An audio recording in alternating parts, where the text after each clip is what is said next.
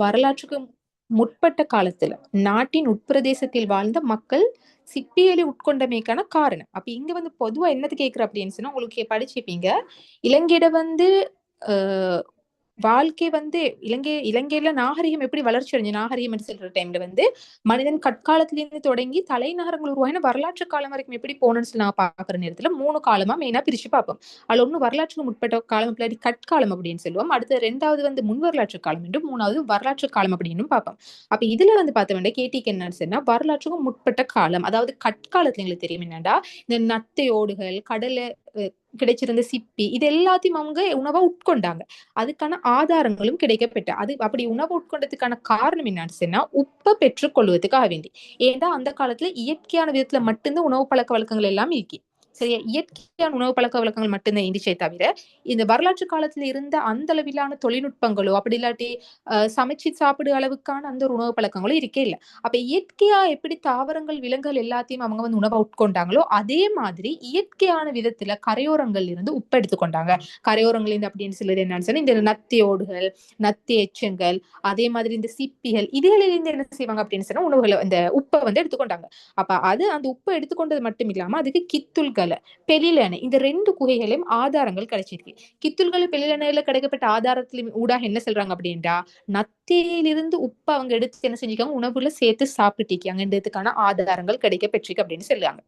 அடுத்து வந்து என்ன அப்படின்னு சொன்னா, இந்த வரலாற்றுக்கு முற்பட்ட காலத்துல நாங்க பொதுவா எடுக்கிற டைம்ல அவங்க வந்து எங்க சொன்னா, நீர் அடுத்தது இயற்கை வளங்கள் கிடைச்ச இடங்கள்ல தான் பரவி வாழ்ந்தாங்க. அவங்களுக்கு வாழுறதுக்கு நீர், அதே மாதிரி தாவரங்கள், விலங்குகள், இதெல்லாம் வந்து எங்க வந்து உணவுக்கும் நீரும் உணவும் எங்க இருந்துச்சோ மெயினா அந்த இடங்கள்ல தான் பரவி வாழ்ந்தாங்க. அது இல்லாம அந்த காலத்துல அவங்களுக்கு வந்து வதிவிடங்கள் அமைச்சு வாழுவதோ, நிரந்தரமான குடியிருப்போ அது ஒண்ணும் இருக்கல. ஏன்னா அவங்களுக்கு தெரிஞ்சிருக்கும், படிச்சிருப்பீங்க. வரலாற்று முற்பட்ட காலத்திலிருந்து முன் வரலாற்று காலத்துல நாங்க பிரிக்கிய முக்கியமான ஒரு அம்சமா வந்து இந்த நிரந்தரமான குடியிருப்பு, முறையான உணவு பழக்க வழக்கங்கள் அதில் தான் செல்லு. ஏண்டா கற்காலத்துல வரலாற்றுக்கு முற்பட்ட காலத்துல பார்த்தோம்னா முறையானது எதுவுமே இருக்கல, முறையற்றதாக இருந்த. அப்ப எந்த இடத்துல எல்லாம் நீரும் இயற்கை வளங்களும் தாவரங்களும் வந்து கிடைச்சிச்சோ அந்த இடத்துல எல்லாம் பரவி வாழ்ந்தது தான் வந்து குழுக்களா பரவி வாழ்ந்ததா தான் வந்து எது இருந்துச்சு அப்படின்னு சொல்லி வரலாற்று முற்பட்ட காலம் இந்த. அப்ப இதுக்கான விடையா வாரது என்னன்னா, உப்பை பெற்றுக்கொள்வதற்காக வேண்டித்தான் இந்த நத்தியோடுகளா இருக்கலாம், நத்தி எச்சங்களா இருக்கலாம், சிப்பிகளா இருக்கலாம், இப்படி கடலோட சம்பந்தப்பட்ட விஷயங்கள் எல்லாத்தையும் அவங்க பயன்படுத்தினாங்க. கூடுதலா தாழ்நிலை ஈரவலயத்தில் இருந்தவங்க தான் நத்திகள் பயன்படுத்தின ஆதாரம் வந்து கித்துல்கள் பெல்லணையில வந்து கிடைச்ச நத்தியோட்ல இருந்து கிடைக்க பெற்றிருக்கு. சரியா? அடுத்தது வந்து 4வது கேள்வி. வளமான செங்கப்பல் நிற மண் காணப்படும் காலநிலை வலயம். இதுக்கு வந்து டிரெக்டா உங்களுக்கு ஆன்சர் வந்து புக்ஸ்ல வாசிக்கணும்னு பாத்தீங்கன்னா, தாழ்நிலை உலர் வலயத்துலதான். ஏன்னு சொன்னா ஒவ்வொரு காலநிலை வலயங்களையும் 8 காலநிலை வலயங்கள் இருக்குது. மனிதன் வந்து குடியேறின 8 காலநிலை வலயங்கள் இருக்குது. அப்ப அதுல வந்து தாழ்நிலை உலர் வலயத்துலதான் எது கிடைச்சு அப்படின்னா செங்கப்பல் நிற மண் அப்படின்றது கிடைக்கப்பெற்று. அப்ப அந்த இந்த பகுதிகளை தான் கூடுதலா என்ன செய்யப்பட்டுச்சு அப்படின்னு சொன்னா, இந்த தாவரங்கள் வாரதா இருக்கட்டும், அதே டைம்ல மனிதனுக்கு வந்து அந்த உணவு பழக்க வழக்கம் எல்லாத்துக்குமே இலகுவான விதத்துல வந்து அமைஞ்ச பகுதிகள்னு சொன்னா இந்த செங்கப்பல் நிற மண் இருந்த இடங்கள் தான். ஏன்னு சொன்னா விவசாய காலத்திலயும் நாங்க பாத்திப்போம் என்னன்னு சொன்னா, கூடுதலா வந்து உலர் வலயத்துக்கு போறதுக்கான காரணம் என்னன்னு சொன்னா அங்கிருந்து அந்த மண் வளம் அப்படின்றது.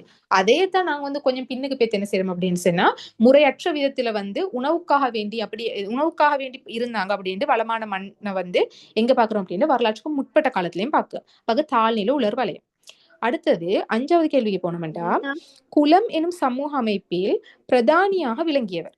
அப்ப இந்த குலம் எனும் சமூக அமைப்புன்னு சொல்லி விளங்கிக் கொள்ள வேண்டிய முதலாவது விஷயம் என்ன அப்படின்னு சொன்னா, குலம் அப்படின்றது வந்து சொல்லுங்க. Screen share. சரி, விளங்கு. உங்களுக்கு தேவைன்னா பேப்பரை சேஞ்ச் பண்ணி பாக்கலாம். சேஞ்ச் ஒன்னும் ஆகுது இல்ல. ஃபர்ஸ்ட் பேஜ் முடிஞ்சு, நீ செகண்ட் பேஜ் போங்க. ஓகே ஓகே ஓகே 5வது கேள்வி. அவ குலம் என்ற சமூக அமைப்பு அப்படின்னு சொல்ற டைம்ல முதலாவது விளங்கிக் கொள்ள வேண்டிய விஷயம் என்னன்னு சொன்னா, இன்னைக்கு நாங்க எப்படி சமூக அமைப்புல குடும்பம் அப்படின்றத வந்து மிகச்சிறிய அழகா செல்லுவோமோ, அந்த குடும்பத்துக்கு அந்த காலத்துல பயன்படுத்தப்பட்ட ஒரு பேர் என்னன்னா குலம் அப்படின்னு சொல்லுது. சரியா? அப்ப அந்த குலம் என்ற சமூக அமைப்படுத்த, அதாவது குடும்பம் என்ற சமூக அமைப்படுத்த சொன்னா, அட பிரதானியா யாரு இருந்தாங்க? இல்ல தலைவர்கள் தான் பிரதானியா இந்த. அவங்க கஹபதி அப்படின்னு சொல்லி கல்வெட்டுக்களை செல்லப்பட்ட குருகபதி அப்படின்னு சொல்லியும் பிறகு வந்த கல்வெட்டுக்களையும் இருக்குது. அதே டைம்ல சில இலக்கிய மூலாதாரங்களையும் செல்லப்பட்டிருக்குது. அப்ப அதுக்கு அடுத்தது வந்து குலபதி என்று இருக்குது. குலபதி அப்படின்னு சொல்லப்பட்டது கிட்டத்தட்ட கிராம தலைவர்களுக்கு செல்லப்பட்ட, கமிக்கவும் வந்து கிராம தலைவர்களுக்கு செல்லப்பட்ட, பருமக்க அப்படின்னு சொல்லப்படுது என்னன்னு சொன்னா கிராம தலைவர்கள் 10 பேர் சேர்ந்த தலைவருக்கும் வந்து செல்லப்பட்ட. அப்ப அது வந்து கண்டலம கல்வெட்டுல வந்து இந்த பருமக்க பத்தி செல்லப்பட்டிருக்கிறது, கண்டலம கல்வெட்டில் செல்லப்பட்டிருக்குது. அடுத்தது இந்த இல்லத்தலைவர் நாங்க சொன்னோம் தானே, அந்த இல்லத்தலைவரை பத்தி பெரிய புளியம் குளம் என்று சொல்லப்பட்ட கல்வெட்டுகள் வந்து செல்லப்பட்டிருக்கேன்னு சொன்னா சுமண்ண அப்படின்னு சொல்லப்பட்ட ஒரு இல்லத்தலைவர் பிக்குமார்களுக்கு வந்து குகையை சுத்தம் செஞ்சு தானம் அளித்த அப்படின்னு சொல்லி சுமன் என்று சொல்லப்பட்ட ஒரு இல்லத்தலைவனை பத்தி, அதாவது குலத்தினுடைய தலைவரை பத்தி எதுல செல்லப்படுது அப்படின்ற பெரிய புளியங்குளம் அப்படின்ற கல்வெட்டுல செல்லப்படுது.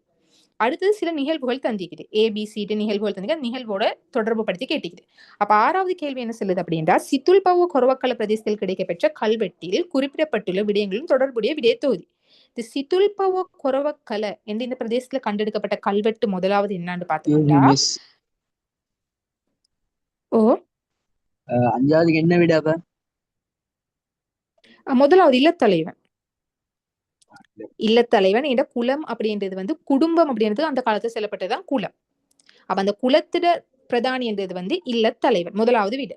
அந்த இல்லத்தலைவனை பத்தி செல்லப்பட்ட கல்வெட்டு தான் பெரிய புளியங்குளம் கல்வெட்டு. அதுல இல்லத்தலைவன் யாரை பத்தி சொல்றாங்க அப்படின்னா சுமன் அப்படின்னு சொல்லப்பட்ட ஒரு இல்லத்தலைவனை பத்தி சொல்லுவாங்க. அந்த சுமன என்ற ஒரு இல்லத்தலைவர் வந்து குகையை வந்து சுத்தப்படுத்தி அது பிக்குமார்களுக்கு தானம் அளித்ததா வந்து செல்லப்படுகிறது பெரிய புளியங்குளம் கல்வெட்டுல. ஓகேயா? ஓகே, 6வது கேள்வி போங்க. 6வது கேள்வியில இப்ப வந்து சித்துல்பவ கொரவக்கல பிரதேசத்துல கண்டெடுக்கப்பட்ட கல்வெட்டு.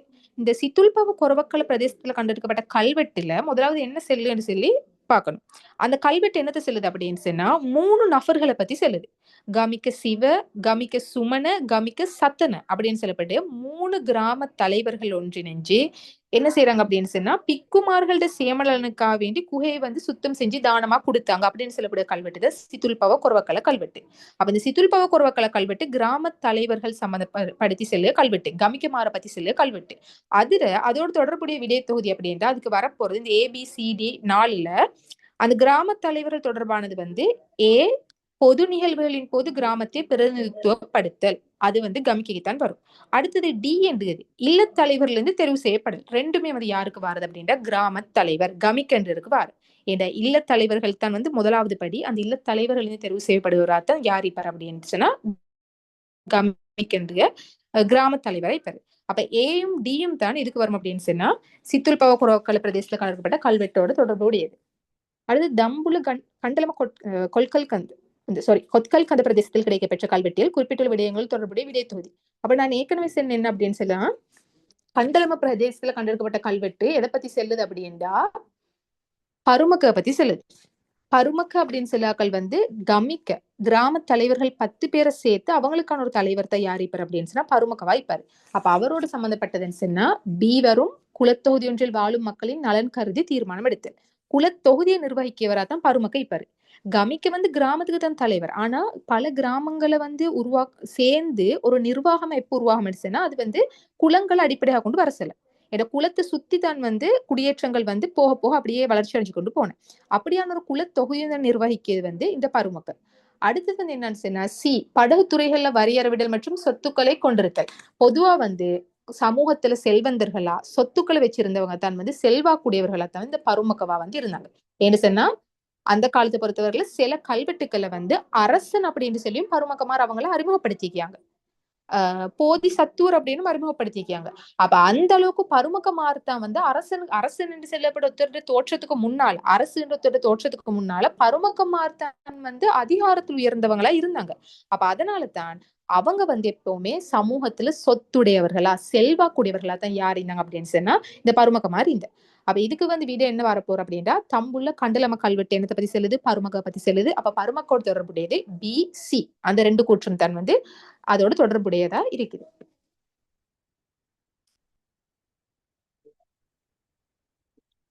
அடுத்தது 8வது கேள்வி. முழு உலகிற்கும் அரசன் என பொருள்படும் அரசுரிமை என்னக்கரு.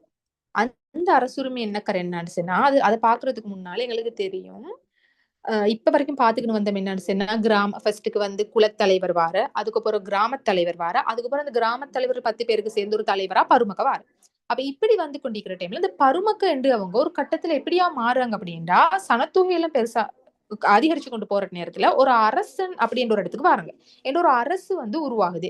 அப்படி அந்த அரசு உருவாகின நேரத்துல அரசர்கள் என்ன செஞ்சாங்கன்னு சொன்னா, நாங்க வந்து மக்களோட முன்னுக்கு இப்படியான தோற்றத்துல விளங்கணும் அப்படின்றதுக்காக வேண்டி ஒவ்வொரு பேர்ல அவங்களை அறிமுகப்படுத்தி கொண்டாங்க. அப்படி அவங்க அறிமுகப்படுத்தி கொண்ட பேர்கள் தான் இந்த தெய்வமா இருக்கட்டும், போதிசத்துவரா இருக்கட்டும், சக்கரவர்த்தி, மலையின் அரசன், இதெல்லாம் அவங்க அப்படி அறிமுகப்படுத்தின பேர். அப்ப இதுல வந்து என்ன அப்படின்னு சொன்னா, ஆஹ் முழு உலகிற்கும் அரசன் அப்படின்ற பொருள்படுக பேர் என்ன அப்படின்னு சொன்னா சக்கரவர்த்தி அப்படின்றது.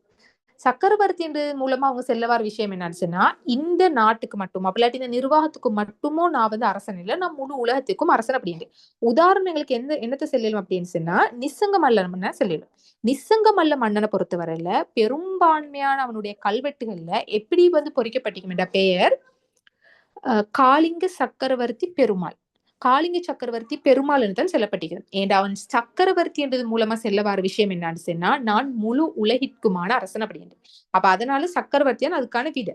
அது வந்து சிங்களத்துல சில நேரம் வந்து கல்வெட்டுக்களை விதி அப்படின்னு சொல்லி என்ன செய்யப்படும் பொறிக்கப்பட்டிருக்கும். அதை தாண்டி மத்த விதைகள் பார்த்தோம்டா தெய்வம் அப்படின்ற பேர் பார்த்தோம்டா எங்களுக்கு தெரியும் மின்னேறு தெய்வம் அப்படின்னு சொல்லி அறிமுகப்படுத்தப்பட்டவர் தான் மகாசேன மன்னன். ஏன்னு சொன்னா அவர் வந்து தெய்வமா வந்து மக்கள் முன்னால விளங்கணும் அப்படின்றதுக்காக வேண்டி. அதே மாதிரி வந்து நரஈஸ்வரர் அப்படின்றது மனிதர்களோட கடவுள் அப்படின்ற அந்த நரஈஸ்வரன் பேரை வந்து குட்டகநாபேன் வந்து தம்புள்ளை விஹாரை கல்வெட்டுல பயன்படுத்திக்குது. அடுத்தது வந்து என்ன சொன்னா போதி சத்துவர் அப்படின்றது வந்து அது கூடுதலா வந்து பருமக மரத்தன் வந்து பயன்படுத்தினாங்க. போதி சத்துவர் என்ற பேர் அது அரசர்கள் தோன்றது பிறகு அரசர்கள் பயன்படுத்தல. அடுத்தது வந்து மலையின் அரசன் அப்படின்றது மிகுது. இதுல முதலாம் காசியப்பன் வந்து அவரை குபேரன் அப்படின்னு சொல்லி எந்த குபேரன் சில கல்வெட்டுக்கள் வந்து அறிமுகப்படுத்தப்பட்டிருக்குது. சில கல்வெட்டுக்கள் வந்து அகலபய மகாராஜா அப்படின்னு சொல்லியும் முதலாம் காசியப்பன் வந்து அவரை அறிமுகப்படுத்தி இருக்குது. இதுக்கான விடை வந்து என்ன அப்படின்னு சொன்னா சக்கரவர்த்தி அப்படின்றது முழு உலகிற்குமான அரசன் அப்படின்னு சொல்லி சொல்லப்படுகிறது. அடுத்தது 9வது கேள்வி என்ன சொல்லப்படுது? கீழே நிரல் 1 இலங்கை ஆட்சி செய்த கீர்த்திமிக்க அரசர்கள் சிலரும், நிரல் 2 அவர்களுக்கு பின் ஆட்சியுரிமை பெற்றுக் கொண்டவர்களும் தரப்பட்டுள்ளனர். நிரல் 1 பொருத்தமான வகையில் நிரல் 2 தொடர்பு படுத்தும் போது பெறப்படும் சரியான விடையாக அமைவது. அப்ப இதுல வந்து என்னன்னா நிரல் 1 வந்து அரசர்கள் தந்திக்குது. இந்த துட்டகைமுனு, வசவன், தாதுசேனன் 3 பேருமே இலங்கை வரலாற்றை பொறுத்தவரையில தனி இடம் சிறப்பிடம் பெருக 3 அரசர்கள் அவங்களோட காலப்பகுதியில. அதுக்கு அடுத்து நிரல் 2 தந்திக்குது சத்தாதிசன், காசியப்பன், காவந்திசன், வங்கநாசிக திசன். இவங்க எல்லாரும் மூத்தவர்கள்ட்ட அரசுரிமை பெற்றவங்க. அப்ப இதை தொடர்பு படுத்துற நேரத்துல வந்து ஏ நிரல் நீக்கியவங்களுக்கு பிறகு யாரு இந்த அரசுரிமையை எடுத்தாங்க அப்படின்றது பில இருந்து நீங்க தொடர்பு படுத்தி பார்க்கணும். அப்ப முதலாவது துட்டகைமன் எடுத்தோம்டா துட்டகைமனுக்கு பிறகு அரசுரிமை பெருக யாருடா சத்தாதிசன் அரசுரிமையை பெற்றுக்கொள்வது. அடுத்தது துட்டகைமுனை பொறுத்தவரையில முக்கியமான ஒரு விஷயம் ஞாபகம் வச்சுக்கணும் என்னன்னு சொன்னா, இலங்கையில வந்து வீழ்ச்சி அடைஞ்சிருந்த சிங்கள பௌத்த ஆட்சியை திருப்பி இலங்கையில வந்து கொண்டு வந்தவன் சொன்னா துட்டகைமுனு தான். ஒரே குடையின் கீழ் இலங்கையை கொண்டு வந்தவன் துட்டகைமுனு தான். என்ற எல்லாளண்ட ஆட்சியால இலங்கையில பௌத்தம் அப்படின்ற ஒரு விஷயம் இல்லாம பேத்திருந்துச்சு. எல்லாலும் 44 வருடங்கள் வந்து இலங்கையை ஆட்சி செஞ்சு. அப்ப இலங்கை வந்து மெயினா வந்து அனுராதபுரத்தை தலைநகரமா வச்சு இருந்தாலும் கூட அந்த சிங்கள பௌத்தம் அப்படி என்று சொல்லப்படுறது இல்லாமல் பேத்திருந்தது. ஏன்னு சொன்னா சிங்கள பௌத்தத்துல மத்திய நிலையமா இருந்த புனிதமான நகரங்கள் என்ற அனுராதபுரமும் புலனர்வையும் தான். அப்ப அங்க விகாரிகள் எல்லாமே பாலடைஞ்சு போய்த்திருந்ததால வந்து பௌத்தம் அப்படின்றது வீழ்ச்சி அடைஞ்சிருந்தது. அது எல்லாத்தையும் என்ன செஞ்சு அப்படின்னா எல்லாளண்ட ஆட்சிக்கு முற்றுப்புள்ளி வச்சு திருப்பதி சிங்கள பௌத்த நாடா இலங்கையை மாத்தி ஒரே குடையின் கீழ் இலங்கையை கொண்டு வந்தவன் அப்படின்னு சொன்னா துட்டகைமுனு. அதை சுற்றி அந்த துட்டகைமுனு அப்படின்றது இலங்கை வரலாற்று பொறுத்தவரையில வந்து ஒரு மிகப்பெரிய ஒரு வரலாற்று வெற்றி. அப்படி வந்து பெரிய ஒரு திருப்பு முனையத்தை துட்டகைமுனு வரலாறு பார்க்கப்படுது. துட்டகைமனுக்கு பொறகு ஆட்சிக்கு வர யாருன்னா சத்தாதிசன் வருது.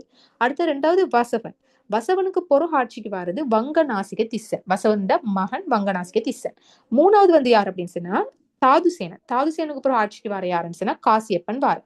காசியப்பன் வந்து காசியப்பண்ட வரலாறுல வந்து வரும் எப்படின்னு சொன்னா தாதுசேனனுக்கு பிறகு வந்து முறையாக ஆட்சி எடுத்தவன் இல்ல காசியப்பன் என்றது முறையற்ற விதத்துல வந்து ஆட்சி எடுத்தவன். அதனாலதான் வந்து அது என்ன செய்யுது அப்படின்னு சொன்னா அந்த ஆட்சியை வந்து பாதுகாக்கவும் வேணும் அதே டைம்ல தன்னை பாதுகாத்துக்கொள்ள வேணும் என்றதுக்காக வேண்டி சீகிரியா மலை உச்சியில வந்து ஒரு பாதுகாப்பு கோட்டையை கெட்டின. அந்த சீகிரியாவை நாங்க எடுத்து வரலாறு எடுத்து பார்த்தோம்னு சொன்னா இன்னைக்கு வரைக்கும் இலங்கையை பொறுத்தவரையில ஒரு முக்கியமான ஒரு வரலாற்று சின்னம் சீகிரியா அப்படின்றது. சீகிரியா குன்று, அதுக்கு மேலிக்க நீர் பூங்கா, அதை எப்படி கெட்டினாங்க, தொழில்நுட்பம், இது எல்லாமே வந்து இன்னைக்கு வரைக்கும் இலங்கையோட வரலாற்றுல வந்து ஒரு முக்கியமான ஒரு புள்ளி ஆயிக்குது. ஆனா சீகிரியர் வரலாறு நாங்க எடுத்து பார்த்தோம்னு சொன்னா முதலும் கடைசியுமா யார் இருக்கும் அப்படின்னு சொல்லி பார்த்தோம்னா இந்த காசியப்பன் தான் ஆட்சி செஞ்சு இருப்பான். அதுக்கப்புறம் அது அப்படியே ராசதானி எல்லாம் தொடர்ந்து போகலாம். அன்றாதபுரம் போல நரவம் மாதிரியோ இல்லாட்டி அதுக்கப்புறம் வந்து 2ஆம் நரமேமக காலம் மாதிரி தம்பதெனியா, யாப்பகுவ, குருநாகல், கம்பல, கோட்டை இது மாதிரி போக இல்லை. ஏன்னு சொன்னா பாதுகாப்பு அரணுக்காக வேண்டி கெட்டினொன்னு தான் காசியப்பன் வந்து இந்த சீகிரியா அப்படின்றது. ஏன்னா காசியப்பன் முறையான விதத்துல வந்து தாதுசேனன் இந்த ஆட்சி எடுக்கல, முறையற்ற விதத்துல எடுத்து. தாதுசேனனுக்கு வந்து அவருக்கு வந்து காசியப்பனுக்கு முன்னால வந்து ஒரு மகன் இந்த 2 மனைவி மறைந்தது தாதுசேனனுக்கு. அதுல ஒரு மனைவிக்கு இருந்த மகனுக்கு தான் ஆட்சி உரிமை பேத்திக்கணும். ஆனா அவருக்கு ஆட்சி உரிமை போகாம இருக்கணும் அப்படின்றதுக்காக வேண்டி தந்தையா இருந்த தாதுசேனனை சிறையில போட்டுட்டு 2வது மனைவிட வந்து மகனா இந்த காசியப்பன் அப்படிதான் ஆட்சியை கைப்பற்றி கொண்டார். சரி, அப்ப இங்க வந்து விட வந்து என்ன வார அப்படின்னு சொன்னா துட்டகைமனுக்கு ஒரு ஆட்சி அவன் மகன் சத்தாதிசன், வசவனுப்புற ஆட்சிக்கு வந்து அவன் மகன் வங்கநாசிகதீசன், தாதுசேனுப்புற ஆட்சிக்கு வரது அவன் மகன் காசியப்பன். அப்ப 2வது விட ADB அப்படின்னு வரும்.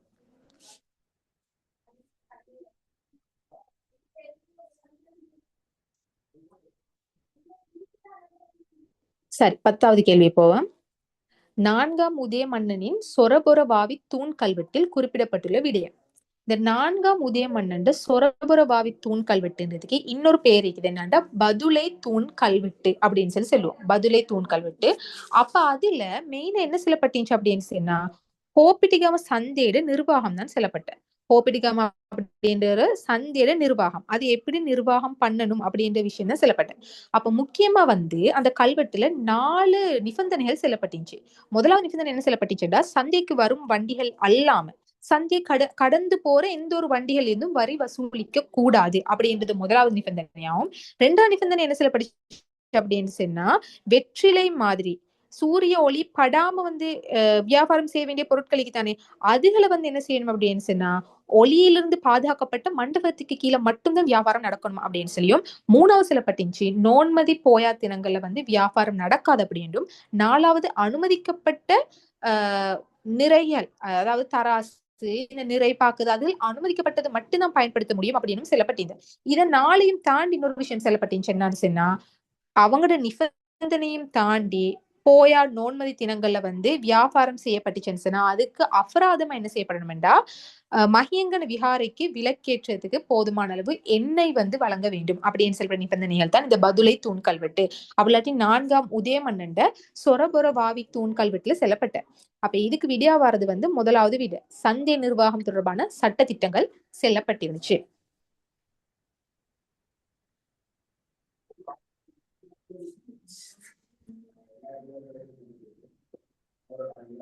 சரி, 11வது கேள்வி போறேன்.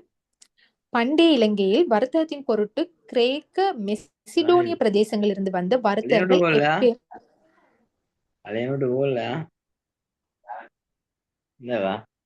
எங்க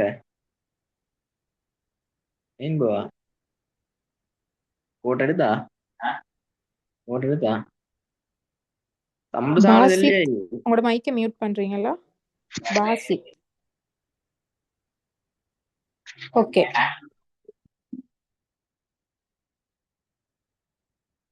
பண்டிட் இலங்கையோட வர்த்தகம் அப்படின்ற ஒரு பாடம் படிச்சுப்பீங்க. அப்ப அந்த பண்டிட் இலங்கை பண்டைய சமூகம் அப்படின்றதுலயும் பாத்திப்பீங்க. அப்ப அந்த பண்டிய இலங்கையோட வர்த்தகத்துல பார்த்தோம்னு சொன்னா வியாபார சங்கங்கள் வந்து இருந்துச்சு. முதலாவது இவங்க இங்கிருந்து வந்தவங்க என்னன்னு சொல்லி விடிய பாக்குறதுக்கு முன்னால ஞாபகம் வச்சுக்கோங்க என்னன்னு சொன்னா இலங்கையில வந்து பண்டைய காலத்துல வந்து ஒவ்வொரு பிரதேசங்கள் அப்படின்னு சொல்லப்படுது வந்து கிழக்கு ஆசியா பகுதியிலிருந்து தென் ஆசியா பகுதியிலிருந்து அப்படி ஒவ்வொரு பகுதியிலிருந்து எங்க ஆப்பிரிக்கால இந்த ஐரோப்பால இருந்து இப்படி ஒவ்வொரு பகுதியிலிருந்து என்ன செஞ்சாங்க அப்படின்னு சொன்னா இலங்கைக்கு வந்தாங்க வியாபாரம் செய்யறதுக்காக வேண்டி. ஏன்டா அரேபியர்கள் இலங்கைக்கு தான் வந்தாங்க. ஐரோப்பால இருந்து இலங்கைக்கு சுதந்திரம் கிடைக்கும் வரைக்கும் வந்து பார்த்தோம்னு சொன்னா ஐரோப்பியர்கள் இலங்கை தக்க வச்சிருந்தாங்க. அதுக்குள்ள மெயினான காரணம் என்னன்னு சொன்னா இலங்கையில வந்து அந்த வர்த்தக முக்கியத்துவம் அப்படின்றது. ஏன்டா இலங்கையில வந்து என்ன கிடைக்கும் அப்படின்னா வர்த்தகத்துக்கு தேவையான என்ன சொல்றது வர்த்தகத்துக்கு தேவையான வர்த்தக பொருட்கள் எல்லாமே திரவியங்கள் எல்லாமே இலங்கையில வந்து கிடைக்கும். அதே மாதிரி வந்து பார்த்தோம்னு சொன்னா இந்து சமுத்திரத்துல அந்த மத்தியில இருக்குது. அப்ப அதுக்கு வர்த்தக இந்த பாதைக்கு அதாவது வர்த்தகத்தை வந்து ஆசியா ஐரோப்பிய இந்த வர்த்தகம் எல்லாத்தையும் தொடர்பு படுத்திய இடமா வந்து எது அப்படின்னு இலங்கையே இருந்து. அப்ப அதை சுற்றி நிறைய இந்த வர்த்தகர்கள் வந்து என்ன செய்வாங்கன்னா இலங்கைக்கு வர்த்தகத்துக்காண்டி அப்படி வந்த காலத்துல வந்து இங்க வர்த்தக சங்கங்கள் வந்து உருவாக்கப்பட்ட. அப்படி வர்த்தக சங்கங்கள் உருவாக்கப்பட்டதுல உதாரணமா நாங்க செல்லு அப்படின்னு சொன்னா போவத்தகல கல்வெட்டு செல்லியலும். போவத்தகல கல்வெட்டுல குறிப்பிடப்பட்டிக்கு ஒரு சொல் என்னன்னா காம்போஜ மகாபுக்கிய அப்படின்னு சொல்லப்படுது. அந்த காம்போஜ மகாபுக்கி அப்படின்னு சொல்லப்படுகிறது எது செல்லுது அப்படின்னு சொன்னா ஆப்கானிஸ்தானிலிருந்து வருகை தந்து இங்க வியாபார சங்கம் வச்சிருந்தவங்களை தான் இந்த காம்போஜ மகாபுக்கி அப்படின்னு சொல்லுது. அதாவது அவங்களுடைய வியாபார சங்கம் அப்படின்றது தான் குறிப்பிடுது. அது எங்க போவத்தகல கல்வெட்டுல. அது மாதிரி தான் இந்த கேள்வியில கேட்குறது என்ன அப்படின்னா கிரேக்கம் மெசிடோனிய பிரதேசங்கள் இது வருகை தந்தவர்கள் எந்த பெயரால் அழைக்கப்பட்டது. அப்ப அதுக்கு வந்து அயோனியர்கள் என்று தான் வரும்.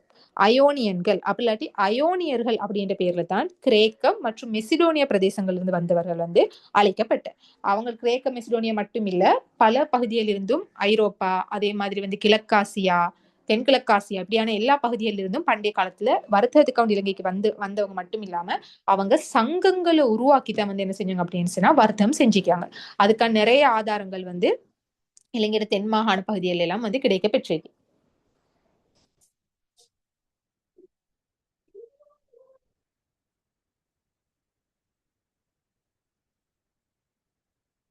பன்னெண்டாவது கேள்வி இப்போ மடை கதவிலிருந்து வெளியேற்றப்படும் நீரை கட்டுப்படுத்துவதற்கு கலிங்கல் தொட்டியினுள் பொருத்தப்பட்டிருந்த கோல். அப்ப இதுக்கு வந்து முதலாவது விடைக்கு போறதுக்கு முன்னால எங்களுக்கு தெரியும் என்னடா பண்டைய காலத்துல வந்து குலத்தோட தொடர்புடைய நிறைய தொழில்நுட்பங்கள் வந்து இருந்துச்சு. குளம் சார்ந்தது. அந்த குளத்திலேயே நீரை வந்து கட்டுப்படுத்தணும், அமுக்கத்தை குறைக்கணும், மழைக்காலங்களில் நீர் கூடிடுது அப்படின்னு சொன்னா அதுல மேலுக நீரை வெளியேற்றணும். இதெல்லாம் என்னன்னு சொன்னா வெள்ளம் வாரத்தை தடுக்கணும். வெள்ளம் வராம நான் சொல்லுவோம் அணையெல்லாம் கெட்டு. அது மாதிரி அணை மாதிரி நிறைய தொழில்நுட்பங்கள் இருந்துச்சு. அலை தாங்கிச்சு, கலிங்கல் தொட்டி, மடைக்கதவு, தண்ணீர் விளக்கு, இப்படி நிறைய இருந்த. அப்ப அது வந்து மெயினா வந்து உருவாக்குனதுக்கு காரணம் என்னன்னு சொன்னா குளங்களை அண்மிச்சுதான் குடியேற்றங்கள் அந்த காலத்துல காணப்பட்ட. அப்படி குளங்கள் அண்மிச்சு காணப்படுற நேரத்துல பெருவாரியா வந்து என்ன செய்யுது மழை வீழ்ச்சி வந்து வெள்ளப்பெருக்கள் வந்துச்சு அப்படின்னு சொன்னா அந்த குளங்கள் பெருக்கெடுத்துச்சுன்னு சொன்னா அதால வந்து பாதிப்பு வந்து நிறைய மக்களுக்கு ஏற்படும். அப்ப அதனால அந்த குளத்தை வந்து என்ன செஞ்சாங்கன்னு சொன்னா அந்த குளத்திலேயே நீர் வந்து மேலதிகமா வெளியேறு அப்படின்னா மக்களுக்கு பிரதேசங்களுக்கு பெருக்கெடுக்காம இருக்கணும். சரியா அது நீர்ட அழுத்தத்தை வந்து பார்க்கணும். அதே மாதிரி நீர்ட வந்து மேலதிகமாக டைம்ல அது வெளியே அனுப்பணும். அது வான்கதவுகள் மூலமா வந்து வெளியேற்றதுக்கு நிறைய தொழில்நுட்பங்கள் வந்து உருவாக்கப்பட்டிருந்தது. அப்ப அதுல வந்து மடைக்கதவிலிருந்து வெளியேற்றப்படும் நீரை கட்டுப்படுத்துவதற்கு கலிங்கல் தொட்டியினுள் பொருத்தப்பட்ட கோல் என்று கேட்டீங்க. அந்த கேள்விக்கு வார வீடு என்னன்னா மொஹால் அப்படின்னு சொல்லிதான் வரும். அந்த மொஹால் என்றுதான் வீடு. இந்த மொஹால பார்த்தோம்னு சொல்லி இதை பத்தி ஒரு கல்வெட்டுல சொல்லப்படுது. மஹால் அப்படி இல்லாட்டி மொஹால் என்று சொல்லப்படுறது வந்து எந்த கல்வெட்டுல சொல்லப்படுது அப்படின்னா வெஸ்ஸகிரிய 4ஆம் மஹிந்தண்ட வெஸ்ஸகிரிய கல்வெட்டு. அந்த 4ஆம் மஹிந்தண்ட வெஸ்ஸகிரிய கல்வெட்டுல இது வந்து ரஜ மஹால் அப்படின்னு சொல்லப்படுது. அதாவது மடை கதவுக்கு தான் சொல்லப்பட்டுச்சு. மடை கதவோடு இருக்கிறது தான் மேலதிகமான நீர்ட அமுக்கத்தை வந்து என்ன செய்யுது அப்படின்னு சொன்னா அதை கட்டுப்படுத்துறதுக்காக வேண்டி இருந்துச்சு. இதை பத்தி 4ஆம் மஹிந்த மன்னண்ட வெஸ்ஸகிரிய கல்வெட்டுல வந்து ரஜ மஹால் அப்படின்னு சொல்லி இது செல்லப்பட்டிருக்கு. மஹாலனும் செல்லப்படும், மொஹாலனும் செல்லப்படுது. மற்றது வந்து 2வது வீடியோ பாருங்க. இதுக்கான விட 4வது வீட நான் அடுத்ததுல சொல்லுறேன். 2வது வீடியோ பாருங்க. மதகுன்றது வந்து என்னத்துக்காக இருந்துச்சு அப்படின்னு சொன்னா நீர்ட அமுக்கத்தை கட்டுப்படுத்துறதுக்காக வேண்டி மதகு இருந்தது. அடுத்து தண்ணீர் விளக்கு அப்படின்னு தண்ணீர் விளக்கு வந்து பார்த்தோம்டா நீரை கட்டுப்படுத்துறதுக்காக வேண்டி மடைக்கதவிக்கு தன் அந்த மடைக்கதவுட 4 பக்கத்திலே வந்து கல்லால தூண்கள் உருவாக்கப்பட்டிருக்கும். 4 தூண்கள் உருவாக்கப்பட்டிருக்கும் நீரை கட்டுப்படுத்த. அதுதான் வந்து என்னன்னு சொல்லப்பட்டுச்சு அப்படின்னு சொன்னா அந்த தூண்கள் தான் தண்ணீர் விளக்கு அப்படின்னு சொல்லப்பட்ட. அப்ப இந்த தண்ணீர் விளக்கு வந்து எந்த கல்வெட்டுல சொல்ல அதுவும் 4ஆம் மஹிந்தண்ட வெஸ்ஸகிரிய கல்வெட்டுல சொல்லப்பட்டிருக்குது. இப்ப 4ஆம் மஹிந்தண்ட வெஸ்ஸகிரிய கல்வெட்டுல தான் இந்த ரஜமஹாலை பத்தி அதே மாதிரி வந்து தண்ணீர் விளக்கு இப்படி குளத்தோடு சம்பந்தப்பட்ட பகுதிகளை பத்தி கட்டுமானங்கள் தொழில்நுட்பங்களை பத்தி வெஸ்ஸகிரிய கல்வெட்டுல தான் சொல்லப்பட்டிருக்கு.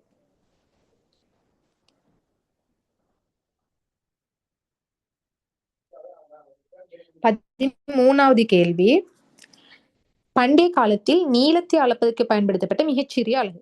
பண்டைய காலத்துல எங்களுக்கு தெரியும் நீளத்தளக்கு என்றாலும் நிறை அளக்கு என்றாலும் நிலத்தளக்கு என்றாலும் எல்லாத்துக்குமே வந்து வித்தியாசமான அளவீடுகள் பயன்படுத்தப்பட்ட. ஏன்னா பண்டைய காலத்துல வந்து இப்பமே அளவு கோல் எல்லாம் வச்சு அப்படி அளவு பார்க்கறதுக்கு இயலாம். அப்ப சான் அதே மாதிரி வந்து வீக பரமாணு இப்படியான நிறைய அளவு திட்டங்கள் பயன்படுத்தப்பட்ட. அதுல நீலத்தளக்குது பயன்படுத்தப்பட்ட மிகச்சிறிய அலகு வந்து 4வது விட பரமாணு அப்படின்னு சொல்லப்படுது. அது நீலத்தளக்க பயன்படுத்தப்பட்ட மிகச்சிறிய அளவீடு. 2வது 3வதுக்கு சொல்லப்படுது வீக குஞ்சாண்டு. இது ரெண்டும் வந்து நிறைய அளக்கிறதுக்காக அந்த காலத்துல பயன்படுத்தப்பட்டதுதான் வீகன்றதும் குஞ்சா அப்படின்றது. அப்ப நீலத்தளக்குது பயன்படுத்தப்பட்ட மிகச்சிறிய அலகுன்றதுக்கான விட வந்து பரமாணு அப்படின்றது 4வது விட.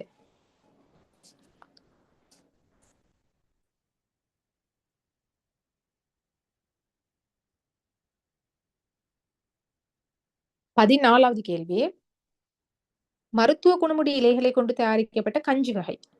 பண்டைய கால உணவு பழக்கத்துல இந்த கேள்வியும் வருது. பண்டைய சமூகத்துல நிறைய கேள்வி வரும். அதுல வந்து தொழில்நுட்பம் வந்து இதுக்கு முன்னால, அதே மாதிரி வந்து வர்த்தம் பத்தி வந்து இப்ப வாரது வந்து என்ன அப்படின்னு சொன்னா உணவு பழக்கத்தை பத்தி. அப்ப இந்த உணவு பழக்கத்தை பொறுத்த வரையில மருத்துவ குணமுடைய இலைகளை கொண்டு தயாரிக்கப்பட்ட கஞ்சி அப்படின்றது வந்து 4வது விட அம்பு காடி அப்படின்னு சொல்லப்படுச்சு கஞ்சி. இதுல முதலாவது யவாகு அப்படின்றது வந்து நோயாளர்களுக்கு சொல்லி விசேடமான செய்யப்படுற கஞ்சி வந்து யவாகு அப்படின்னு சொல்லப்பட்ட. அதே மாதிரி 3வது சொல்லப்பட்டிக்கு எம்புல் ஹம்பு வந்து எம்புல் ஹெஞ்சி அப்படின்னு சொல்லப்பட்ட. இலைகளை கொண்டு மருத்துவ குணமோட காய்ச்சப்படுது அப்படின்னு சொன்னா அது அம்பு காடி அப்படின்ற மருத்துவ கஞ்சி அப்படின்னு சொல்லப்படும். இல்லாட்டி கூழ் அப்படின்னு சொல்லப்படும்.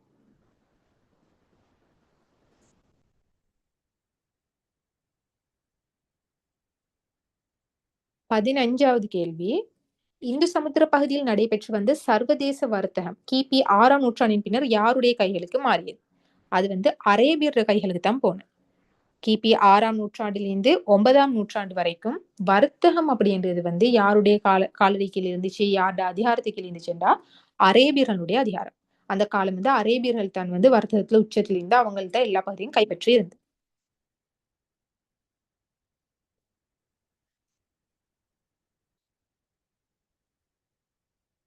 16வது கேள்வி, பொலனறுவை ராச்சியத்தின் வீழ்ச்சி தொடர்பில் பொருத்தமற்ற கூற்று.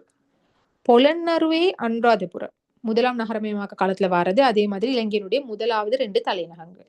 இதுல இங்க பொலனறுவை பார்க்க முன்னுக்கும் பொதுவாவே புராதன அந்த 2 நகரங்கள்டையுமே அனுராதபுரம் பொலனறுவை பொதுவா நாங்க வீழ்ச்சிக்கான காரணங்கள் பாக்குற டைம்ல எதிரிகளோட ஆக்கிரமிப்பு, மத்திய அரசாங்கம் சீர்குலைஞ்சது, பாதுகாப்பு இல்லாமல் போனது, வர்த்தகம் போக்குவரத்து உட்கட்டமைப்பு வசதி இதெல்லாமே வீழ்ச்சி அடைஞ்சது.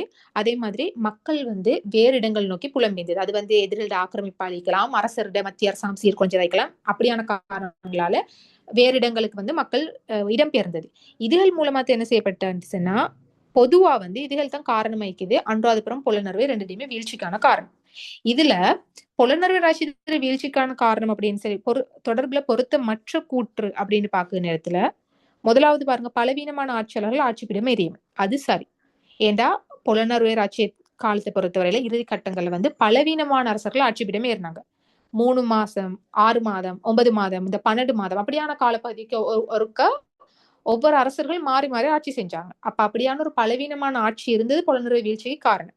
2வது வீடு என்ன, அரசு வம்சங்களுக்கு இடையான அதிகார போட்டி, அதுவும் ஒரு காரணம். லம்பர்ண வம்சம், கலிங்க வம்சம், அதே மாதிரி இலங்கையில் இருந்த சிங்கள வம்சம், இவங்க எல்லாருக்குள்ளும் என்ன வந்துச்சு அப்படின்னு சொன்னா போட்டி வந்து அந்த போட்டியாலையும் என்ன நடந்துச்சு அப்படின்னு சொன்னா அது வந்து வீழ்ச்சி போக காரணம். ஏண்டா இலங்கை அரசர்கள் இருந்தாங்க, அது இலங்கை சிங்கள வம்சம். பொலனறுவை காலத்துல பாத்தீங்க அப்படின்னு சொன்னா நிசங்கமல்ல மன்னன் வார. அப்ப அது வந்து கலிங்க வம்சம். அது இலங்கைக்குள்ள இருந்து வெளியே வந்த வம்சம், இந்தியாவில இருந்து வந்தது கலிங்க வம்சம். அடுத்தது அதே மாதிரி லம்பாரண வம்சத்துல இருந்தும் வார பொலனறுவை காலத்திலேயும். அப்படி அந்த வம்சங்களுக்கு இடையில வந்து என்ன வருது அப்படின்னா அதிகார போட்டியன்னு வாரது வந்து பொலனறுவை ராச்சியத்துல வீழ்ச்சிக்கு கொண்டு போகுது. அடுத்து வந்து 3வது செல்லிக்கு பாருங்க, பொருளாதார வீழ்ச்சி. பொருளாதார வீழ்ச்சி என்றது ஒரு முக்கியமான காரணம். ஏன்னு சொன்ன இந்த அதிகார போட்டி அழைக்கலாம், பலவீனமான ஆட்சிப்பீடம் ஏறினவங்களை அழைக்கலாம். இந்த விஷயங்களால பாதிக்கப்படுறது பொருளாதாரம். அதுலயும் முக்கியமா வந்து பொருளாதாரமா வந்து அந்த காலத்துல இருந்தது என்னன்னு சொன்னா 1 விவசாயம், 2வது வர்த்தகம் அப்படின்றது. அப்ப வர்த்தகம் நல்லா இருக்கணும்னு சொன்னா அரசர்கள் வந்து பல மாணவர்கள் வந்தா தான் வர்த்தக தொடர்பு எல்லாத்தையும் புதுப்பிச்சு வெளிநாடுகளோட வர்த்தகம் வச்சு கொள்வாங்க.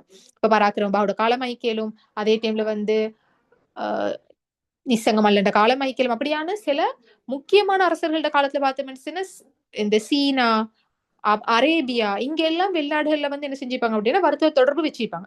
ஆனா பலவீனமான மன்னர்கள் வார நேரத்துல அந்த வர்த்தக தொடர்பு வந்து இயல்பாக என்ன செய்யும் அப்படின்னா முறிஞ்சிடும். அப்ப அங்கனே பொருளாதார வீழ்ச்சி வரும். பொருளாதார வீழ்ச்சி கட்டாயமா ஒரு ராசதானியிட வந்து எதுக்கு போகும் அப்படின்னு சொன்னா வீழ்ச்சிக்கு தான் அது கொண்டு போகுது. அப்ப 4வது விட வந்து சோழரோட படையெடுப்புன்றது. சோழரோட படையெடுப்பு அப்படின்றது வந்து புலனறுவை வீழ்ச்சிக்கான காரணம் இல்ல, அது அனுராதபுர ராசதாண்ட வீழ்ச்சிக்கான காரணம். சோழரோட படையெடுப்பு அப்படின்றது. புலனறுவை வீழ்ச்சிக்கான காரணம் என்ன அப்படின்னு சொன்னா காளிங்க மாகண்ட படையெடுப்பு 1215ஆம் ஆண்டு நடக்குது. அப்ப புலனறுவையோட இறுதி ஆட்சியாளர் இருந்த யாருன்னா 5ஆம் மகிந்தன், ஒரு பலவீனமான ஒரு ஆட்சியாளர்.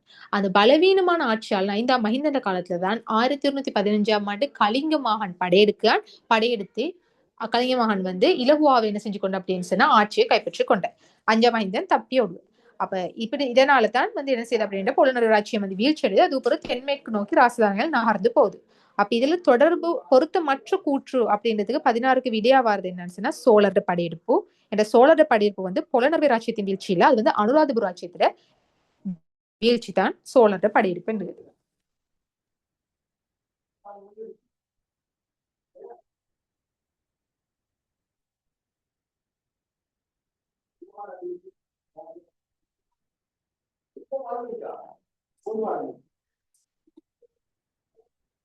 பதினேழாவது கேள்வி இப்போ, பழனி விகாரை நிர்மாணம் செய்த ஆட்சியாளர்கள்.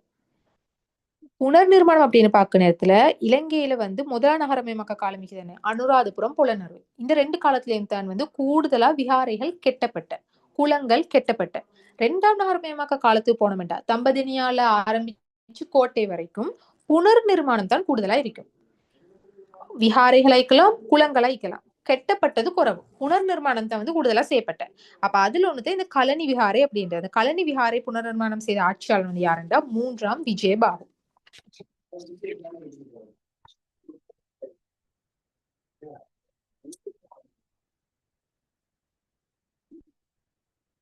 பதினெட்டாவது கேள்வி, 3ஆம் விக்ரமபாகுவின் ஆட்சி காலத்தில் பிரதான அமைச்சராக விளங்கியவர்.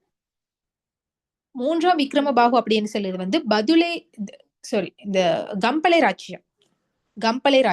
கம்பளை ராஜ்யத்துல ஆட்சி செஞ்ச ஒரு அரசன் தந்தாரண்டா 3ஆம் விக்ரமபாகு அப்படின்றது. இந்த கம்பளை பார்த்தோம்னு சொன்னா 4ஆம் பூனேக பாகுவால தலைநகராக்கப்பட்டதுதான் கம்பளை ராஜ்யம். அந்த கம்பளை ராஜ்ய காலத்துல எங்களுக்கு தெரியும் முக்கியமா 2 குடும்பங்கள் வந்து தலைமை வகிச்சு கொண்டிருந்த அமைச்சர்களா. அப்ப அதுல 3ஆம் விக்ரமபாகுட ஆட்சி காலத்துல அமைச்சரா விளங்கியவர் வந்து யாருன்னு சொன்னா நிசங்க அழகேஸ்வரன் அப்படின்னு சொல்லுவார். நிசங்க அழகேஸ்வரன் தான் 3ஆம் விக்ரமபாகு மன்னனுடைய காலத்துல அமைச்சரா இருந்தார். இந்த நிசங்க அழகேஸ்வரன் தான் ஸ்ரீ ஜெயவர்தனபுரையில ஒரு கோட்டையை கட்டின என்னத்துக்காக வேணும்னு சொன்னா கம்பளை காலத்துல வந்து ஒரு பிரச்சனை இருந்துச்சு. வடக்கு பகுதிகளில் வந்து ஆட்சியை கைப்பற்றி கொண்டிருந்த ஆரிய சக்கரவர்த்திகள் அடிக்கடி என்ன செய்வாங்க அப்படின்னா கம்பளைக்கு வந்து படையெடுப்பாங்க. அப்ப அந்த ஆரிய சக்கரவர்த்திகளோட படையெடுப்பு என்ன செய்யணும்னா தடுக்கணும்ன்றதுக்காக வேண்டி ஸ்ரீ ஜெயவர்தனபுரில வந்து ஒரு கோட்டையை கட்டி அங்கனைக்கு வந்து படை வீரர்களை குமிச்சு ஆரிய சக்கரவர்த்தியோட படையெடுப்புல இருந்து கம்பளை ராஜ்யத்தை வந்து காப்பாத்தின யார் அப்படின்னு சொன்னா இந்த நிசங்க அழகேஸ்வரன் தான். அவரால் வந்து ஸ்ரீ ஜெயவர்தனபுரையில பாதுகாப்புக்காக வேண்டி கட்டப்பட்ட அந்த கோட்டை தான் பிற்காலத்துல ஸ்ரீ ஜெயவர்தனபுர கோட்டையா வந்து அப்படியே கோட்டை ராஜ்ய காலத்துல வந்து தலைநகரமாகவும் அதே தான் வந்து அப்படியே கொண்டு வரப்பட்ட நிசங்க அழகேஸ்வரன். இந்த விடையில ஒண்ணு தேவபத்திராஜன் முதலாவது விடை. அந்த தேவபத்திராஜன் முதலாவது விடையில வாரவர் வந்து யாருக்கு அமைச்சரா இருந்தவர்? 2ஆம் பராக்கிரம பாகுக்கு அமைச்சரா இருந்தவர். அதே மாதிரி கம்பளை காலத்துல முக்கியமா பார்க்க வேண்டியது என்னன்னு சொன்னா நிறைய முக்கியமான விஷயங்கள் கம்பளை ஆட்சி காலத்துல நடந்துச்சு. முக்கியமானது என்னன்னா அனுராதபுரம் புலனறுவை காலத்துல இருந்து அப்படியே தொண்டு தொட்டு மரபா வந்ததுதான் தந்தை வழி அரசுரிமை அப்படின்றது. அந்த தந்தை வழி அரசுரிமைன்றது தாய் வழி அரசுரிமையா மாறுது எப்படின்னு சொன்னா இந்த கம்பளை காலத்துல. அடுத்து இந்த 3ஆம் விக்ரமபாகுட ஆட்சி காலத்துல எம்பெக்க தேவாலயம் உருவாக்கப்பட்ட. அது எம்பெக்க தேவாலயம் என்று அவசியத்துக்கு அது ஒரு முருகன் கோயில் என்று ஆராய்ச்சியாலையும் செல்லப்படுகிறது. அப்ப அதே மாதிரி இபன் பதூதா 1344 இலங்கைக்கு வருகை தந்தது வந்து எப்படின்னு சொன்னா அதுவும் கம்பளை காலத்துல வருகை தந்த. அதனாலதான் அவர் எழுதியிருந்தது வந்து என்னன்னு சொன்னா கம்பளையை பத்தி நிறைய நிறைய அவருடைய தேச சஞ்சார அறிக்கையில வந்து எழுதிக்கிறது. அப்ப இதுக்கு 3ஆம் விக்ரமபாகுட அமைச்சர் அப்படின்றதுக்கு வந்து பிரதான அமைச்சர் விடியா வருது என்னன்னா நிசங்க அழகேஸ்வரன் அப்படின்ட்டு.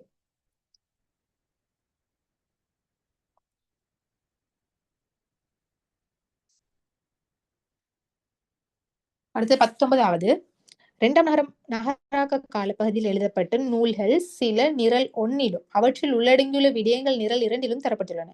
அவ்விரு நிரல்களையும் மிகச் சரியாக தொடர்பு படுத்தும் போது பெறப்படும் விடையாக அமைவது. அப்ப இதுல என்னன்னு சொன்னா இரண்டாம் நகரமயமாக்க காலம் அப்படின்றது இலக்கிய வளர்ச்சிக்கு கூடுதலா உறுதுணையாக இருந்த காலம். எல்லா தலைநகரங்களுமே தம்பதினியாலிருந்து கோட்டை வரைக்குமே இலக்கிய வளர்ச்சி என்று தனியா பார்க்க அளவுக்கு எல்லா அரசர்களும் என்ன செஞ்சாங்க, இலக்கியங்களுக்கு முக்கியத்துவம் கொடுத்தாங்க, கல்விக்கு முக்கியத்துவம் கொடுத்தாங்க. அப்படி எழுதப்பட்ட காவியங்கள்ல பார்த்தோம்னு சொன்னா சித்தத் சங்கராவ அப்படின்றது எதுக்கு வரும்னா சிங்கள இலக்கண நூல். சித்தத் சங்கராவன்றது சிங்கள இலக்கண நூல் டி வரும். ரெண்டாவது எலு சதஸ் லக்குண அப்படின்றது காவிய இலக்கண விதிகளை பத்தி சொல்லுற நூல் ஏ. தம்பதினிய கத்திகாவத்து என்றது பிக்குகள்ட ஒழுக்க நெறி பத்தி எழுதப்பட்ட நூல். அப்ப அது பி. கத்திகாவத்து என்று சொல்லுறது எல்லாமே பிக்குகள்ட ஒழுக்க நெறி பத்தி எழுதப்பட்டது. இதுல இதுக்கான விட மூணாவது டி ஏ பி அப்படின்ற ஒழுங்குலதான் வரும். இங்க சி என்று ஒண்ணு மிஞ்சுதே, இரண்டாம் பராக்கிரமபாகுவின் தினசரி நடவடிக்கை என்று அது என்னன்னா கந்தவூர் சிரித்த அப்படின்றது. கந்தவூர் சிரித்த தான் இரண்டாம் பராக்கிரமபாகுவோட தினசரி நடவடிக்கைகள் பத்தி எழுதப்பட்டது. தினப்பொத்த அப்படின்னு சொல்லுவோம், அவருடைய டைரி மேல எழுதப்பட்ட. அதே மாதிரி இரண்டாம் பராக்கிரமபாகு கலிகால சாகித்ய சர்வகன்யா பண்டித அப்படின்னு சொல்லவோ அந்த காலத்தில இருந்த தலை சிறந்த மேதைகள் ஒத்தராத்த இருந்த கவி சிலுமின அப்படின்னு சொல்லப்படுகிற ஒரு காவியமும் இரண்டாம் பராக்கிரமபாகுவால் எழுதப்பட்ட. 19க்கு விட மூணாவது DAB அப்படின்றது.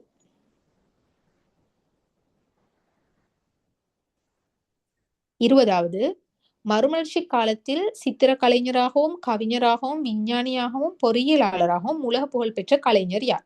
அப்ப இதுல டிரெக்டா விட என்னன்னு லியனார்டோ டாவின்சி. என்ற லியனார்டோ டாவின்சியை பார்த்தோம்னா மறுமலர்ச்சி காலத்துல பூரண மனிதன் அப்படின்னு தான் லியனார்டோ டாவின்சி சொல்லப்பட்ட. ஏன்னா அவர் ஓவியம், அதே மாதிரி கட்டடம், பொறியியல், கணிதம் இப்படி எல்லா துறைகள்லயுமே தேர்ந்தவரை இருந்ததால பூரண மனிதன், மறுமலர்ச்சி காலத்தினுடைய பூரண மனிதன் என்று சொல்லப்பட்ட லியனார்டோ டாவின்சி தான் எல்லா கலைகள்லயும் புகழ் பெற்ற கலைஞராய் இருந்து. 20வது விட மூணாவது லியனார்டோ டாவின்சி.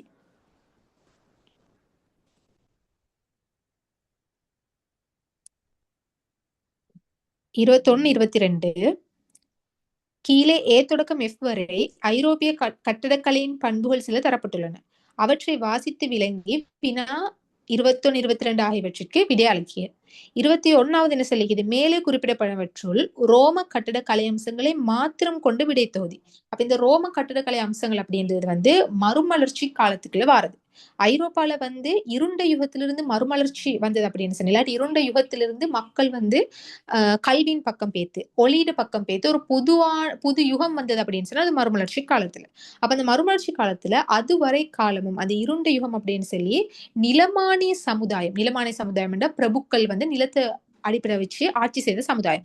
அப்படியான அந்த நிலமானிய சமுதாயம் நிலப்பிரபுத்துவ காலத்துல இருந்து அந்த காலத்துல மறைஞ்சிருந்த கிரேக்க ரோம நூல்கள் அழிக்கலாம், கலைகள் அழிக்கலாம், எல்லாமே கட்டடக்கலை, சித்திரக்கலை, சிற்பக்கலை, இலக்கியம் எல்லாமே திருப்ப மீளழிச்சு பெறுவது எப்படின்னு சொன்னா மறுமலர்ச்சி காலத்துல. அப்படி மறுமலர்ச்சி காலத்துல திருப்பவும் மீளழிச்சு பெற்ற கிரேக்க ரோம கட்டடக்கலைகள்ல இங்க கேள்வியில கேக்குது என்ன, ரோம கட்டடக்கலை அம்சங்களை மாத்திரம் கொண்டு விடை தொகுதி. அப்ப ABCDEFல ரோம கட்டடக்கலையா ஈக்கியது B அரைவட்ட சிகரம், அதே மாதிரி C வட்ட வடிவிலான வில் வளையம், அதோட E உயர்ந்த தூண்கள். இது எல்லாமே மறுமலர்ச்சி காலத்துல உருவாக்கப்பட்ட ரோம கட்டடக்கலையை பிரதிநிதித்துவப்படுத்தும் விதத்துல உருவாக்கப்பட்டதுகள். அரைவட்ட சிகரம், அதே மாதிரி வட்ட வடிவிலான வில் வளையம், மற்றது என்னன்னு சொன்னா உயர்ந்த தூண்கள் அப்படின்னு சொல்லுது. 2வது விட 22 மேலே குறிப்பிடப்பட்டுள்ளவற்றுள் மத்திய கால கட்டடக்கலை அம்சங்களை மாத்திரம் கொண்டு விடை தொகுதி. மத்திய கால கட்டடக்கலை அம்சம் அப்படின்றது மறுமலர்ச்சிக்கு முந்தைய காலம், இருண்ட யுகம் அப்படின்னு நான் சொன்னது. அப்ப அந்த காலத்துல வர்றது என்னன்னு சொன்னா வில்வளைய கூரை, அது மத்திய காலத்துல இருந்தது A. அதே மாதிரி D நுனிக்கோபுரங்கள் அப்படின்றதும், F பிரமிட் வடிவ தூண்கள். அப்ப இந்த வில்வளைய கூரை A, D நுனிக்கோபுரங்கள், F பிரமிட் வடிவ தூண்கள், இது மூணும் மத்திய காலத்துல இருந்த கட்டடக்கலையை பிரதிபலிக்குது. அப்ப அந்த மத்திய அதுக்கான விட முதலாவது விட ADF அப்படின்றது. மத்திய காலம் என்றதை ஞாபகம் வச்சுக்கொள்ளணும். அது இருண்ட யுகத்துக்கு நாங்க செல்லுறது. அந்த மத்திய காலத்தில் இருந்து கிரேக்கு ரோம கலைகள் எடுத்துக்கிட்டு போய் புதிதாக தோன்றின காலத்தை தான் நாங்க என்னன்னு சொல்லுவோம்டா மறுமலர்ச்சி காலம் அப்படின்னு சொல்லுவோம். 22க்கு விட வந்து முதலாவது.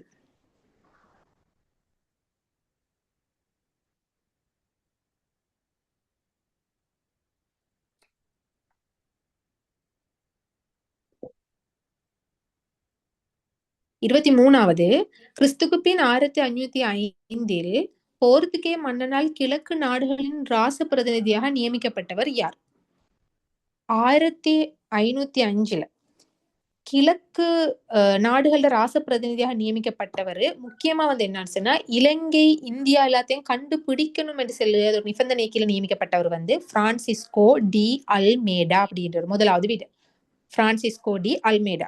ஆனா இங்க அதுக்கு பின்னால் ஒரு ஸ்டோரி நடக்குது. என்னன்னு சொன்னா கிழக்கு நாடுகளோட ராச பிரதிநிதியா பிரான்சிஸ்கோ டி அல்மேடா வந்து நியமிச்சு பிரான்சிஸ்கோ டி அல்மேடாக்கு ஒரு பொறுப்பு கொடுக்கப்படுது இலங்கை இந்தியா இது எல்லாத்தையும் கண்டுபிடிக்கணும் அப்படின்ட்டு.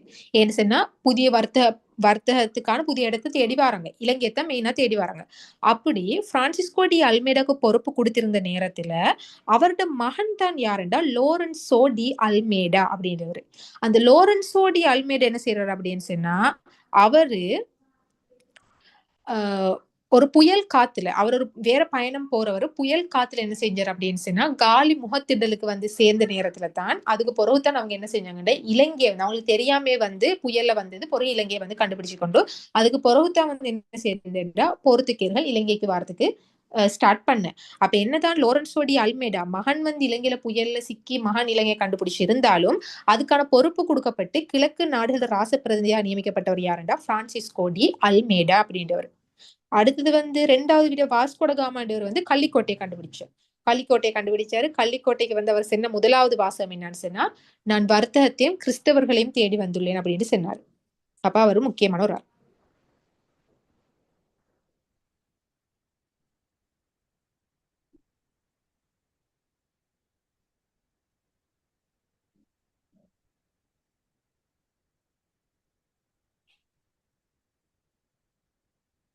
இருபத்தி 4வது கேள்வி பிலிப் த ஒலிவேராவின் தலைமையில் போர்த்துகேய படையால் கைப்பற்றப்பட்ட ராசதானி. பிலிப் த ஒலிவேரா வந்து அவர் கைப்பற்றின ராசதானி என்ன அப்படின்னு சொன்னா யாழ்ப்பாண ராசதானி. யாழ்ப்பாணம் என்னும் சொல்லுவோம், இல்லாட்டி நல்லூர் ராசதானி அப்படின்னு சொல்லுவோம். யாழ்ப்பாணத்துல தலைநகரம் நல்லூர் ஆய்ந்ததால கிறிஸ்துக்கு பின் 1619 பிலிப் த ஒலிவேராட தலைமையில அந்த யாழ்ப்பாணத்துல வந்து என்ன செய்யப்படுச்சு அப்படின்னா நல்லூர் வந்து கைப்பற்றப்பட்ட நல்லூர் உடன்படிக்கை அப்ப செஞ்சு கொள்ளப்பட்டு நல்லூர் வந்து என்ன செய்யப்படுச்சுன்னா ஒல்லாந்தர்களோட போர்த்துகேயர்களோட கைக்கு வந்து அப்ப அதோட வந்து போர்த்துகே ஆட்சி வந்து என்ன செஞ்சு அப்படின்னா யாழ்ப்பாணத்திலையும் நிரூபிக்கப்பட்ட 1619.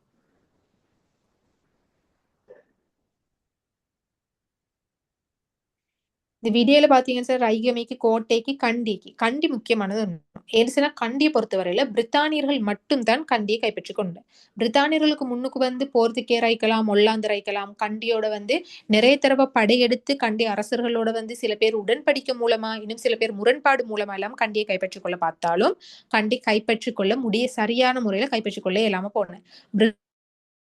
பிரித்தானியர்கள் மட்டும் தான் என்ன செஞ்சாங்க அப்படின்னா 1815 கண்டி உடன்படிக்கை மூலமா கண்டியை கைப்பற்றி முழு இலங்கையுமே வந்து ஒரே ஆட்சிக்குள்ள கொண்டு வந்தேன்னு சொன்னா அது பிரித்தானியர்கள் மட்டும்.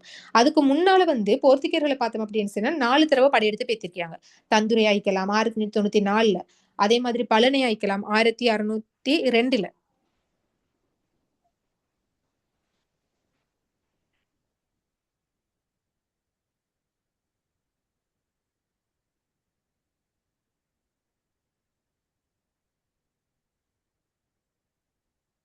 ஆயிரத்தி 1602 பலனை ஆயிக்கலாம்.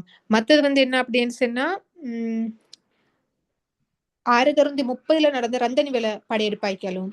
1638 நடந்த கண்ணருவை ஆயிக்கலாம். அப்ப இந்திய 4 படையெடுப்பு வந்து போர்த்துகேயர்கள் படையெடுத்து போனாலும் அவங்களுக்கு என்ன செய்யலாம் போனோம்னு சொன்னா கண்டியை கைப்பற்றலாம் போன. அதுக்கு பிறகு வந்து ஒல்லாந்தர்கள் படையெடுப்பு எங்களுக்கு தேவலம்னு சொல்லி நட்புறவு மூலமா கீர்த்தி ராஜசிங்கனோட ஆயிக்கலாம். அப்படி இரண்டாம் ராஜசிங்கன் இப்படியான அரசர்களோட நட்புறவு மூலம் என்ன செய்ய பார்த்தாங்க அப்படின்னு சொன்னா கண்டி ராஜ்யத்தை கைப்பற்ற பார்த்து. ஆனா அப்படியும் அவங்களுக்கு கைப்பற்றலாம் போன 1815 பிரித்தானியர்கள் மட்டும்தான் கண்டி ராஜ்யத்தை வந்து அவங்களோட கட்டுப்பாட்டு கீழே கொண்டு வந்து இலங்கையர்கள் எல்லாத்தையுமே வந்து அவங்களோட ஆட்சி கீழே கொண்டு வந்து அப்ப அது முக்கியமா ஞாபகம் வச்சுக்கணும். கண்டி என்றது போர்த்துகேயருக்கோ ஒல்லாந்தருக்கோ வந்து முழுமையா கட்டுப்பட்ட ஒரு ராசதானி இல்ல. பிரித்தானியர்கள் மட்டும்தான் அது வந்து தம்வசப்படுத்தி கொண்டு.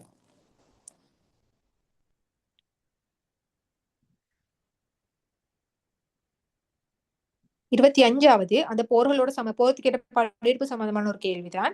குசுமாசன தேவியை மலைநாட்டின் அரசியாக பேரிடல் மற்றும் பேரோ லோபேஸ் தி சூசாவின் மரணம் ஆகியவற்றின் தொடர்புடைய போர் என்றால் தந்துரை போர். தந்துரை போர் முதலாம் விமல தர்ம சூரியன் முதலாவது எதிர்கொண்ட போர் தந்துரை என்ற போர்.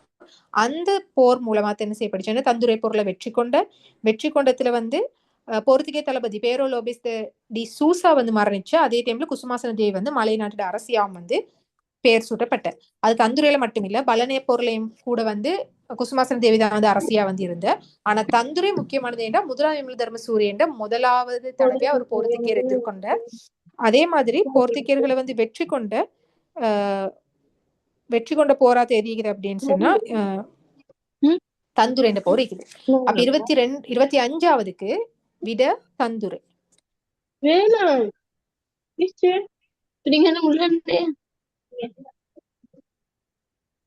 26வது கேள்வி. வில்லியம் ஹாக்கின்ஸ் தலைமையிலான கப்பல் குழுவினர் இந்தியாவிற்கு வருகை தந்த போது அங்கிருந்த ஆட்சியாளர். வில்லியம் ஹாக்கின்ஸ் தலைமையில கப்பல் குழு இந்தியாவுக்கு வார நேரத்துல அங்க ஆட்சியாளர் இருந்தவர் வந்து ஜஹாங்கீர் அப்படின்றது. ஜஹாங்கீர் என்பவர் தான் ஆட்சியாளரா இருந்தார். 27வது 26க்கு 4வது விட. 27வது கேள்வி. கொழும்பு, காலி, கட்பிட்டி, கண்டி ஆகிய பிரதேசங்களில் சமய பிரச்சார நடவடிக்கைகளை மேற்கொண்டு மிஷனரி இயக்கம் இது. மிஷனரி இயக்கம் பிரித்தானிய காலத்தில் இலங்கையில நிறைய மிஷனரி இயக்கம் இயங்கிக் கொண்டிருந்த. வடக்கு, தெற்கு, கிழக்கு, மேற்கண்டு எல்லா பகுதியிலும் மிஷனரி இயக்கம் இருந்த. மிஷனரி இயக்கங்களை அவங்களுக்கு கொண்டு வரதுக்கான முக்கியமான காரணம் என்ன அப்படின்னு சொன்னா இலங்கையில வந்து கத்தோலிக்க கிறிஸ்தவ சமயம் அதே மாதிரி புரொட்டஸ்டாந்து கிறிஸ்தவ சமயம் இதை வந்து பரப்பணும் அப்படின்றதுக்காக வேண்டி. ஏன்னு சொன்னா பிரித்தானியர்கள் வந்து கத்தோலிக்க கிறிஸ்தவ சமயத்தை சேர்ந்தவங்க. புரொட்டஸ்டாந்து ஐக்கலாம், கத்தோலிக்கம் ஐக்கலாம், பொதுவா கிறிஸ்தவ சமயத்தை சேர்ந்தவங்க. அப்ப பிரித்தானியர்கள் கிறிஸ்தவ சமயமா இருக்கிற நேரத்துல இங்கேக்கு மக்கள் பௌத்த சமயமா இருக்கும் காலம் எல்லாம் அவங்களுக்கு அவங்க என்ன செய்ய போறலண்டா அவங்களுக்கான சப்போர்ட்டை கொடுக்க போறல. அப்ப பிரித்தானியர்களோட மதத்துக்கு வந்து இளைஞர்களும் மாறிட்டாங்க அப்படின்னு சொன்னா அப்ப வந்து அவங்க என்ன செய்வாங்கன்னா பிரித்தானியர்களுக்கு தேவையான எல்லா விதமான உதவிகளையும் செய்வாங்க அப்படின்றதுக்காக அவங்க என்ன செஞ்சாங்கன்னு சொன்னா கிறிஸ்தவ சமயத்தை வந்து இலங்கையை முழுக்க பரப்பணும், பௌத்த இல்லாமக்கணும்ன்றதுக்காக வேண்டி பல மிஷனரிகள் வந்து வடக்கு, தெற்கு, கிழக்கு, மேற்குன்னு சொல்லி இலங்கையோட எல்லா பகுதிகளையும் வந்து மிஷனரி இயக்கங்களை வந்து தோற்றுவிச்சு.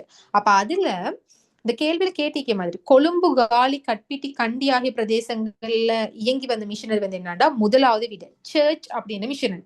சர்ச் மிஷனரி தான் வந்து இயங்கி வந்த. அந்த சர்ச் மிஷனரி மூலமா வந்து அவங்க என்ன செஞ்சுன்னு சொன்னா கல்வி கொடுக்கும் அப்படின்னு சொல்லி கிறிஸ்தவ சமயத்தை தான் வந்து மெயின்லி வந்து படிச்சு கொடுத்தது. அடுத்தது வந்து இந்த வெஸ்லியன் 3வது விடையில இருக்குது வெஸ்லியன். அந்த வெஸ்லியன் அப்படின்றது வந்து வடக்கு கிழக்கு பகுதி, வடக்கு கிழக்கு ரெண்டுலயுமே இயங்கி வந்தது வந்து வெஸ்லியன் மிஷனரி. அதே மாதிரி 4வதுக்கு அமெரிக்கன் மிஷனரி அப்படின்றது வந்து யாழ்ப்பாணம் வடக்கு பகுதியில யாழ்ப்பாணம் சார்ந்த வடக்கு பகுதியில அமெரிக்கன் மிஷனரி அப்படின்றது இயங்கி வந்து. கொழும்புல இயங்கின மிஷனரியோட பேர் வந்து பெப்டிஸ்ட் அப்படின்ற மிஷனரி கொழும்புல இயங்கி வந்து. அப்ப இதுக்கான விட வந்து என்ன அப்படின்னு சொன்னா முதலாவது விட கொழும்பு, காலி, கட்பிட்டி, கண்டில் இயங்கிய மிஷனரி இயக்கம் வந்து சர்ச் மிஷனரி இயக்கம். இந்த மிஷனரி இயக்கங்கள் வந்து பௌத்த சமயம் அழிஞ்சு கொண்டு போகுது அப்படின்னு சொல்லப்பட்ட ஒரு பயம் வார நேரத்துலதான் இலங்கையில என்ன வந்துச்சு அப்படின்னு சொன்னா தேசிய மறுமலர்ச்சி வந்து அதுல சமய மறுமலர்ச்சி எல்லாம் வந்து பௌத்த சமயத்துறை பாதுகாக்கிறதுக்காக வேண்டிய பௌத்த புனித ஸ்தலங்களை பாதுகாக்கிறதுக்காக வேண்டிய மத ஒழிப்பு இயக்கம் என்று சொல்லி தேசிய சங்கம் இப்படி எல்லாமே வந்தது. இப்படியான மிஷனரிகளோட வேலையால அவங்க கிறிஸ்தவ சமயத்தையும் அது சார்ந்த கல்வியும் பரப்பினத்தாலதான் இலங்கையில தேசிய மறுமலர்ச்சி வாரத்துக்கு வழிவகுத்து கொண்ட. 27வது விட வந்து முதலாவது விட சர்ச் மிஷனரி.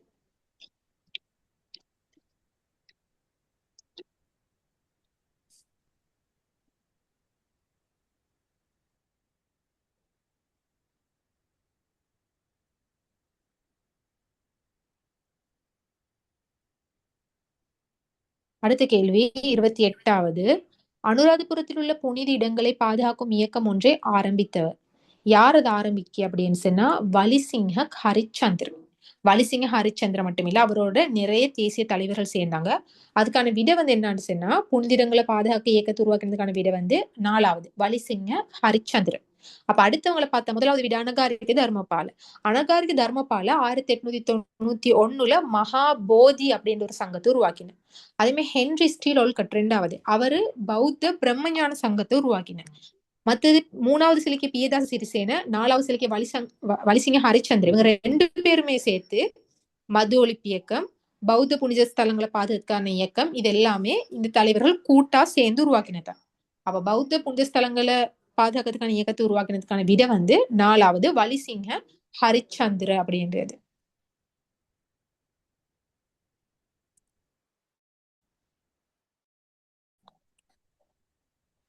இருபத்தி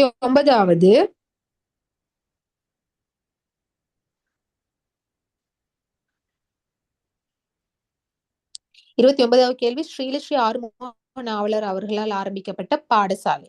ஸ்ரீலஸ்ரீ ஆறுமுக நாவலரால வண்ணார் பண்ணையில உருவாக்கப்பட்ட பாடசாலை 2வது வீடு சைவ பிரகாச வித்தியாசாலை அப்படின்றது 1849 உருவாக்கப்பட்ட.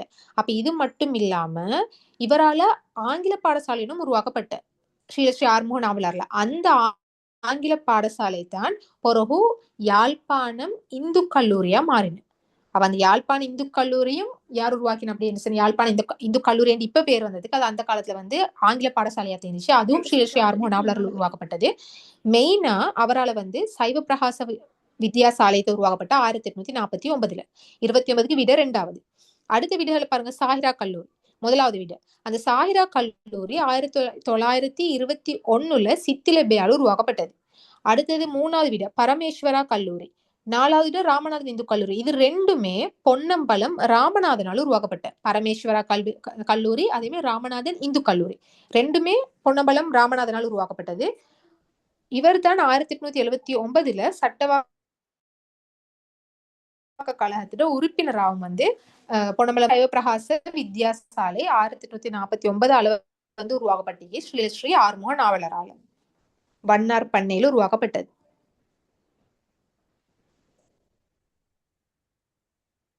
30வது கேள்வி, பிரித்தானிய ஆட்சியின் காரணமாக இலங்கைக்கு ஏற்பட்ட பாதகமான விளைவுகள்ல ஒன்று. 1வது விட ஆங்கில அறிவு பரவல் அடைந்தமை. அது ஒரு சாதகமான விளைவு. ஆங்கில அறிவு இலங்கையில பரவல் அடைஞ்சதுக்கு முக்கியமான காரணம் பிரித்தானியோட ஆட்சி. 2வது பாராளுமன்ற ஆட்சி முறை, அதுவும் ஒரு சாதகம். ஏண்டா பாராளுமன்றம் அப்படி என்றதுக்கான அடித்தளம் பிரித்தானியர் கொண்டு வந்தது. பிரித்தானியர் கொண்டு வந்ததாலதான் அந்த பாராளுமன்ற ஆட்சி முறைன்றது இன்னைக்கு வரைக்கும் இலங்கையில பேத்து கொண்டிருக்குது. 3வது சுய தேவை பூர்த்தி பொருளாதார வீழ்ச்சி. இது ஒரு பாதகம். இது இலங்கைக்கு நடந்த ஒரு பாதகம். பிரித்தானியர் வர முன்னுக்கும் இலங்கையில சுய தேவை பூர்த்தி பொருளாதாரம் தான் இருந்தது. அது அவங்களுக்கு தேவையான மாதிரி அவங்க என்ன செஞ்சுக்கொள்வாங்க அப்படின்னா, பயிற்சியை அளிக்கலாம், நெற்பயிற்சியோ இல்லாட்டி அடுத்ததுகளா இருந்தாலும் கூட அவங்களுக்கு தேவையானதை தமக்கு தேவையானதை நாங்களே என்ன செஞ்சுக்கொள்ள அப்படின்ற தயாரிச்சு கொள்வது, உற்பத்தி செய்து கொள்வது அப்படின்ற ஒரு தன்னிறைவு பொருளாதாரம், சுய தேவை பூர்த்தி பொருளாதாரம் தான் இருந்தது. அந்த சுய தேவை பூர்த்தி பொருளாதாரம் இல்லாட்டி தன்னிறைவு பொருளாதாரம் இலங்கையிலிருந்து இல்லாமல் போனதுக்கு வீழ்ச்சி கண்டதுக்கு முக்கியமான காரணம் யாருன்னா பிரித்தானியர்கள் தான் முக்கியமான காரணம். அவ 3வது தான் 30வது வீடு. அடுத்து 4வது வீடாவில் செல்லிக்கு ஏற்றுமதி பயிர்கள் அறிமுகம், அதுவும் ஒரு சாதகம் தான் பிரித்தானியர்கள் வந்ததால ஏற்பட்டது. ஏன்னா பிரித்தானியர்கள் இங்க வரப்பேது தான் இன்னைக்கும் கூட இலங்கையிட வருமானத்துல இல்லாட்டி இலங்கையிட அந்நிய செலாவன்ல முக்கியமா என்ன ஆச்சுன்னா இந்த தேயிலை, கராம்பு, சாதிக்காய் இது எல்லாத்தையும் ஏற்றுமதி செய்ததால் வர வருமானம் முக்கியமானதா இருக்குது. அதுக்கான காரணம் என்னன்னு சொன்னா பிரித்தானியர்கள் காட்டி கொடுத்த வழிதான். அப்ப இந்த 30வது தந்திக்கு 4 விடையுமே பிரித்தானியோட ஆட்சியால் இலங்கையில சமூக பொருளாதார அரசியல் மாற்றங்கள் தான். அரசியல் சமூக பொருளாதாரம் 3 மாற்றமும் நீக்குது. ஆனா அதுல அந்த விளைவுகள்ல பாதகமானது அப்படின்னு நாங்க பார்த்தோம்னா 3வது வீடு வரும் சுய தேவை பூர்த்தி பொருளாதாரம் வீழ்ச்சி அடைஞ்சது. என்ற இலங்கைக்கெண்டே இருந்த ஒரு பொருளாதார முறைன்னு சுய தேவை பூர்த்தி பொருளாதாரம் அது மாற்றம் அடைஞ்சு விவசாயம் இல்ல வர்த்தகம் தான் எங்களுக்கு மெயினான வருமான வழி என்று சொல்லி மாறினதுக்கான காரணம் பிரித்தானியர்கள் வந்ததுதான். பிரித்தானியர்கள் மூலமா பெருந்தோட்ட பயிற்சிகை, வர்த்தக, விவசாயம் இதெல்லாம் வளர்ச்சி அடைஞ்சு கொண்ட. இப்ப 30வது விட 3வது.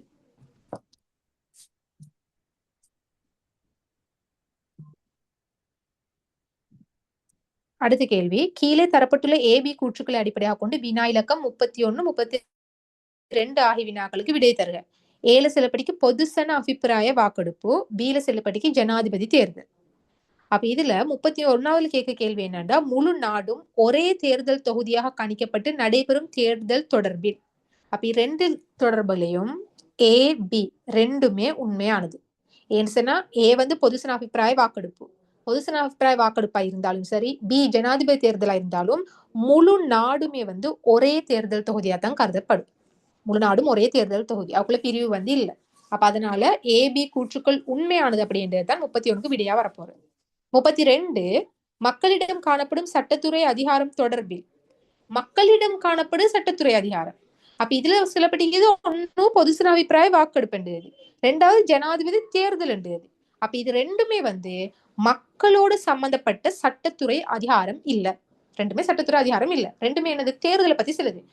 பொதுசன வாக்கெடுப்பு இல்லாட்டி பொதுசன அபிப்பிராயம் என்றதும் ஒரு விதமான தேர்தல். அதுவும் அடுத்த ஜனாதிபதி தேர்தலும் தேர்தல். இலங்கையோட அரசியல்ல வந்திக்கு தேர்தல் முறைகள் அது பாருது. அது இல்லாம சட்டசபையில பொதுமக்களுக்கு சார்ந்த அதிகாரங்கள் பத்தி அது செல்ல இல்லை. அப்ப அதனால ஏபி கூற்றுக்கள் ரெண்டுமே உண்மை அற்றது அப்படின்றதுதான் 32க்கு விட. 31க்கு ஏபி கூற்றுக்கள் உண்மையானது, 32க்கு ஏபி கூற்றுக்கள் உண்மை அற்றவை. ரெண்டுமே உண்மை இல்லை, அது சம்பந்தம். அடுத்த 33வது கேள்வி. 1972 நிலச்சீர்திருத்த சட்டத்தின்படி தனிநபர் ஒருவர் வைத்திருக்கக்கூடிய காணியின் உச்ச வரம்பு பற்றிய சட்டத்தை நடைமுறைப்படுத்திய பிரதமர்.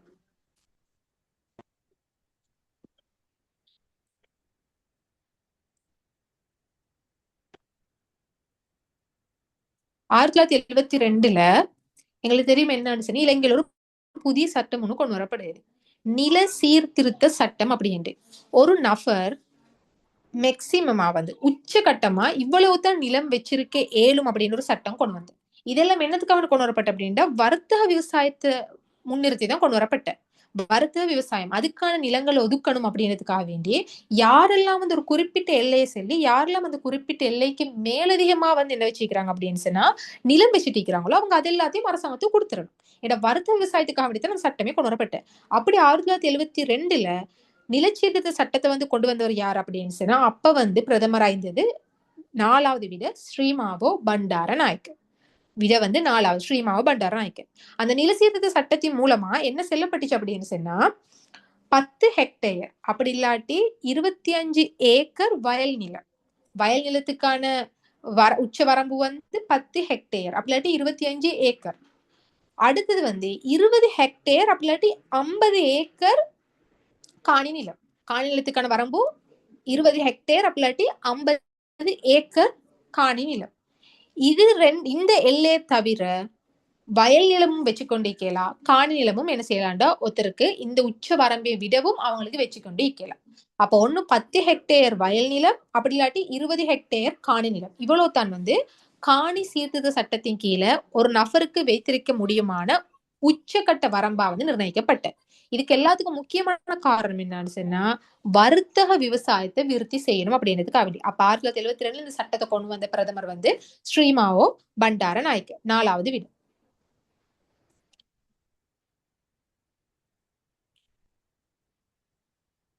34வது கேள்வி. இலங்கையில் ஆரம்பிக்கப்பட்ட முதலாவது ஏற்றுமதி பதனிடல் வலயம். அதுக்கு விட கட்டுநாயக்க. கட்டுநாயக்க தான் இலங்கையில் உருவாக்கப்பட்ட முதலாவது ஏற்றுமதி பதனிடல் வலயம்.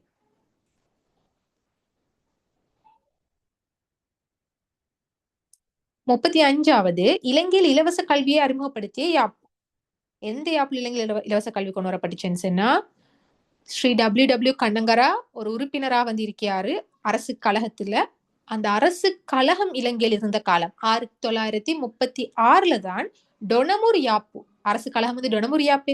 அந்த டொனமூர் யாப்பின் கீழே தான் அரசு கழகத்துல ஸ்ரீ WW கண்ணங்கரா ஒரு உறுப்பினர் ஆகிக்கிற நேரத்துல 1936 இலங்கைக்கு இலவச கல்வி அப்படின்ற ஒரு விஷயம் அறிமுகப்படுத்தப்படுது. அதுக்கான விட என்னன்னா 3வது டொனமூர் அப்படின்றது. 36வது கேள்வி. முதலாம் உலகப்போரின் முடிவில் அபிசீனியாவை ஆக்கிரமித்த நாடு. முதலாம் உலகப்போரோட முடிவுல அபிசீனியாவை ஆக்கிரமித்தது இத்தாலி. 2வது விட இத்தாலி.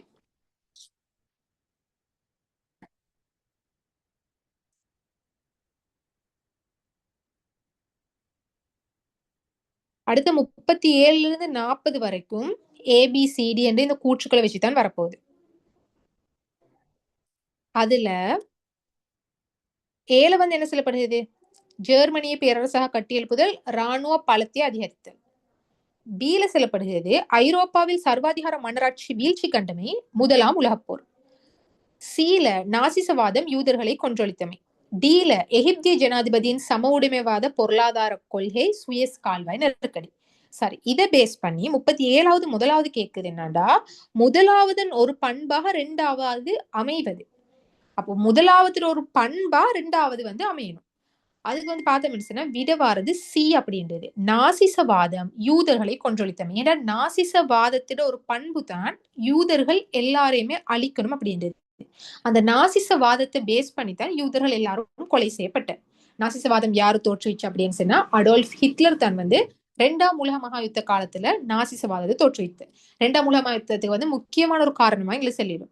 அந்த 2ஆம் உலக மகா யுத்தத்துல முக்கியமான 2 தலைவர்கள், அதேமே முக்கியமான 2 கொள்கைகள் அப்படின்னு சொன்னா ஒன்னு அடோல்ஃப் ஹிட்லரும் நாசிசவாதமும், அடுத்தது வந்து முசோலினியும் பாசிசவாதமும். அப்ப இந்த நாசிசம் பாசிசம் என்றதுதான் முக்கியமான காரணமான 2ஆம் உலக மகா யுத்தத்துக்கு. அதுல கேட்ட கேள்வியின்படி முதலாவது ஒரு பண்பா ரெண்டாவது அமைதுன்னு சொன்னா விட சி நாசிசவாதம், அதோட பண்பு தான் யூதர்களை கொன்றொழித்தமை அப்படின்னு சொல்லுது.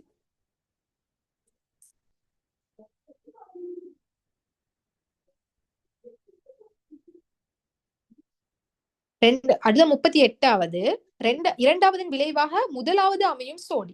ரெண்டாவது விளைவா முதலாவது அமைத சோடின்னு சொன்னா பி வந்து விட. ஏண்டா பில ரெண்டாவது என்ன சில படிக்கும் முதலாம் உலகப் போர், முதலாவது சில படிக்க ஐரோப்பாவில் சர்வாதிகார மன்னராட்சி வீழ்ச்சி கண்டமை. முதலாம் உலகப் போர் முடிவில் எங்களுக்கு தெரிஞ்சிருக்கும் நிறைய ஐரோப்பிய நாடுகள்ல சர்வாதிகாரிகளா இருந்த அந்த மன்னராட்சி எல்லாமே என்ன செஞ்சு போகுது அப்படின்னு சொன்னா அது வீழ்ச்சி கண்டிச்சு. 2ஆம் உலக மகாயுத்த காலம் வர டைம்ல முதலாம் உலக மகாயுத்த காலத்துல சர்வாதிகார அரசுகளா இருந்தது எல்லாமே வந்து இல்லாமல் போயிட்டு 2ஆம் உலக மகாயுத்த காலத்துல வேற அரசுகள்கிட்ட இருந்தது.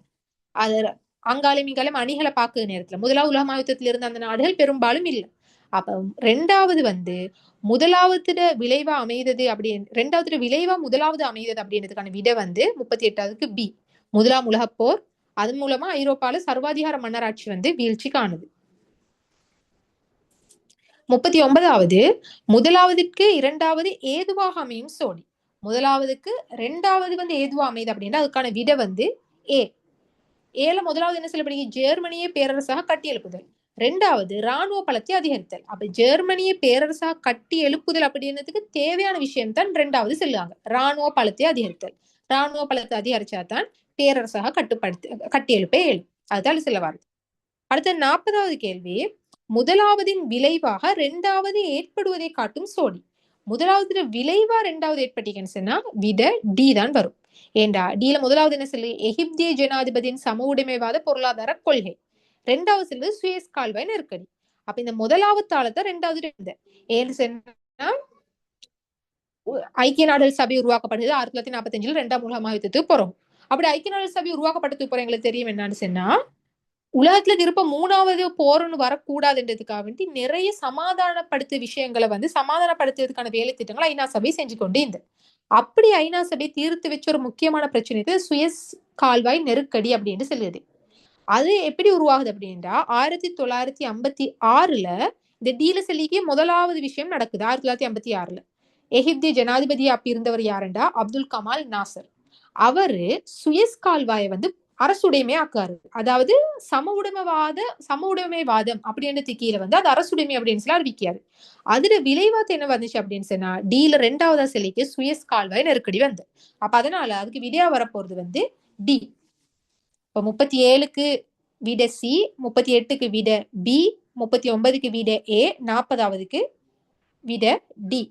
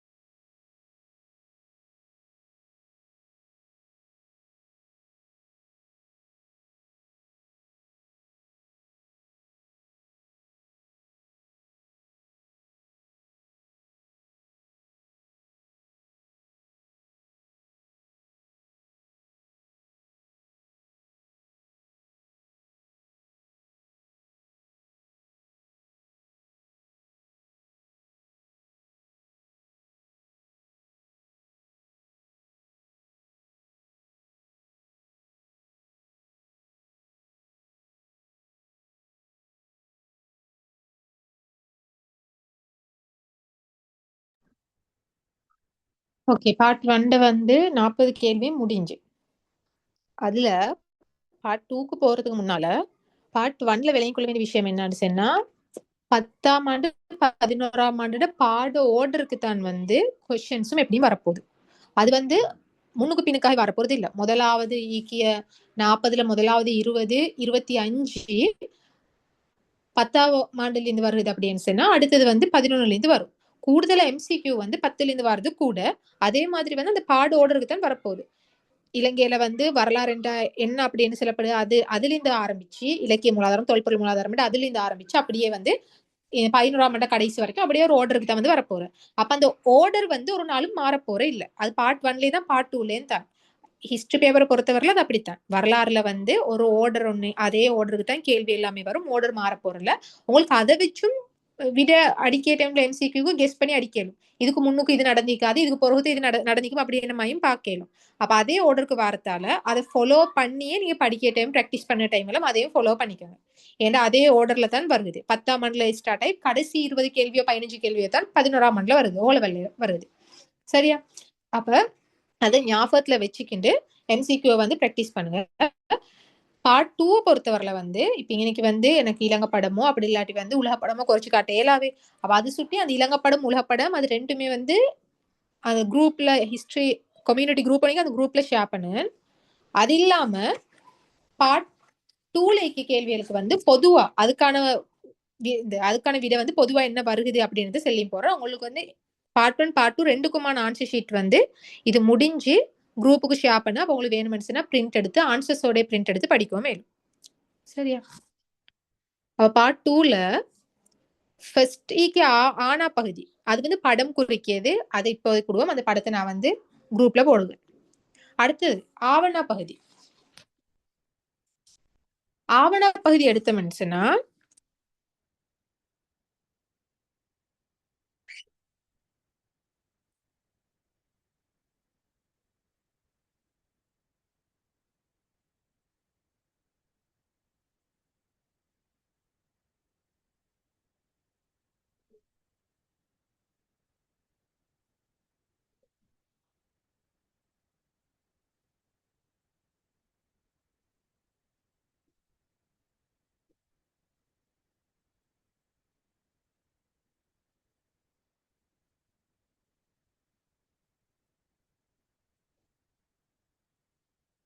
ஓகே, ஆவணா பகுதிக்கு வந்தீங்கன்னு சொன்னா முதலாவது கேக்குது என்னன்னு சொன்னா கல்புத்த கல்வெட்டி உருவாக்கிய மன்னர். கல்புத்த கல்வெட்டு நாங்க ஏற்கனவே பார்ட் 1 விளக்கப்படுது இடத்துலையும் சொன்னோம். இலங்கையிலேயே மிக பெரிய கல்வெட்டுக்கள் ஒண்ணு வந்து கல்புத்த கல்வெட்டு. அப்ப அந்த கல்புத்த கல்வெட்டு உருவாக்கின மன்னன் யாருண்டா கீர்த்தி ஸ்ரீ நிசங்க மல்லன். நிசங்க மல்லன் முக்கியமானது ஒரு கல்வெட்டு தான் கல்புத்த கல்வெட்டு. அடுத்தது இலங்கை பற்றிய தகவல்களை உள்ளடக்கிய அஜாய் பல் ஹிந்த் எனும் நூலை எழுதியவர். அஜாய் பல் ஹிந்த் என்ற நூல் எழுதப்பட்டது இபன் சஹ்ரியரால் எழுதப்பட்ட.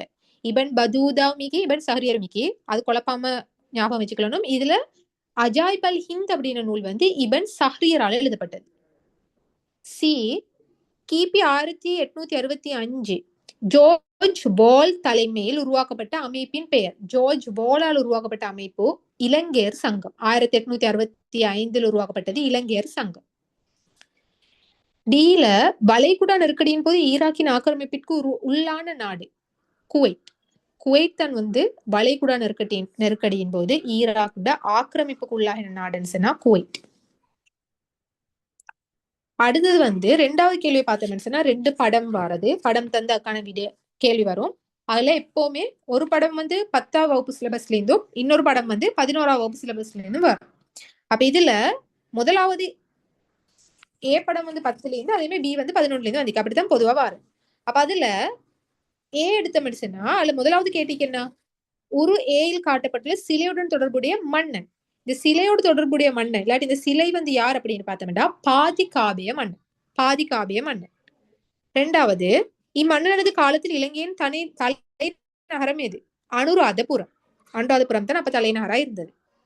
3வது இவர் கண்ணாடி மணிகளை எந்நாட்டிலிருந்து கொண்டு வந்தார் அப்படின்றதுக்கு வந்து ரோம்ல இருந்து தான் பாதிகாபிய மன்னன் கண்ணாடி மணிகளை வர வச்சு.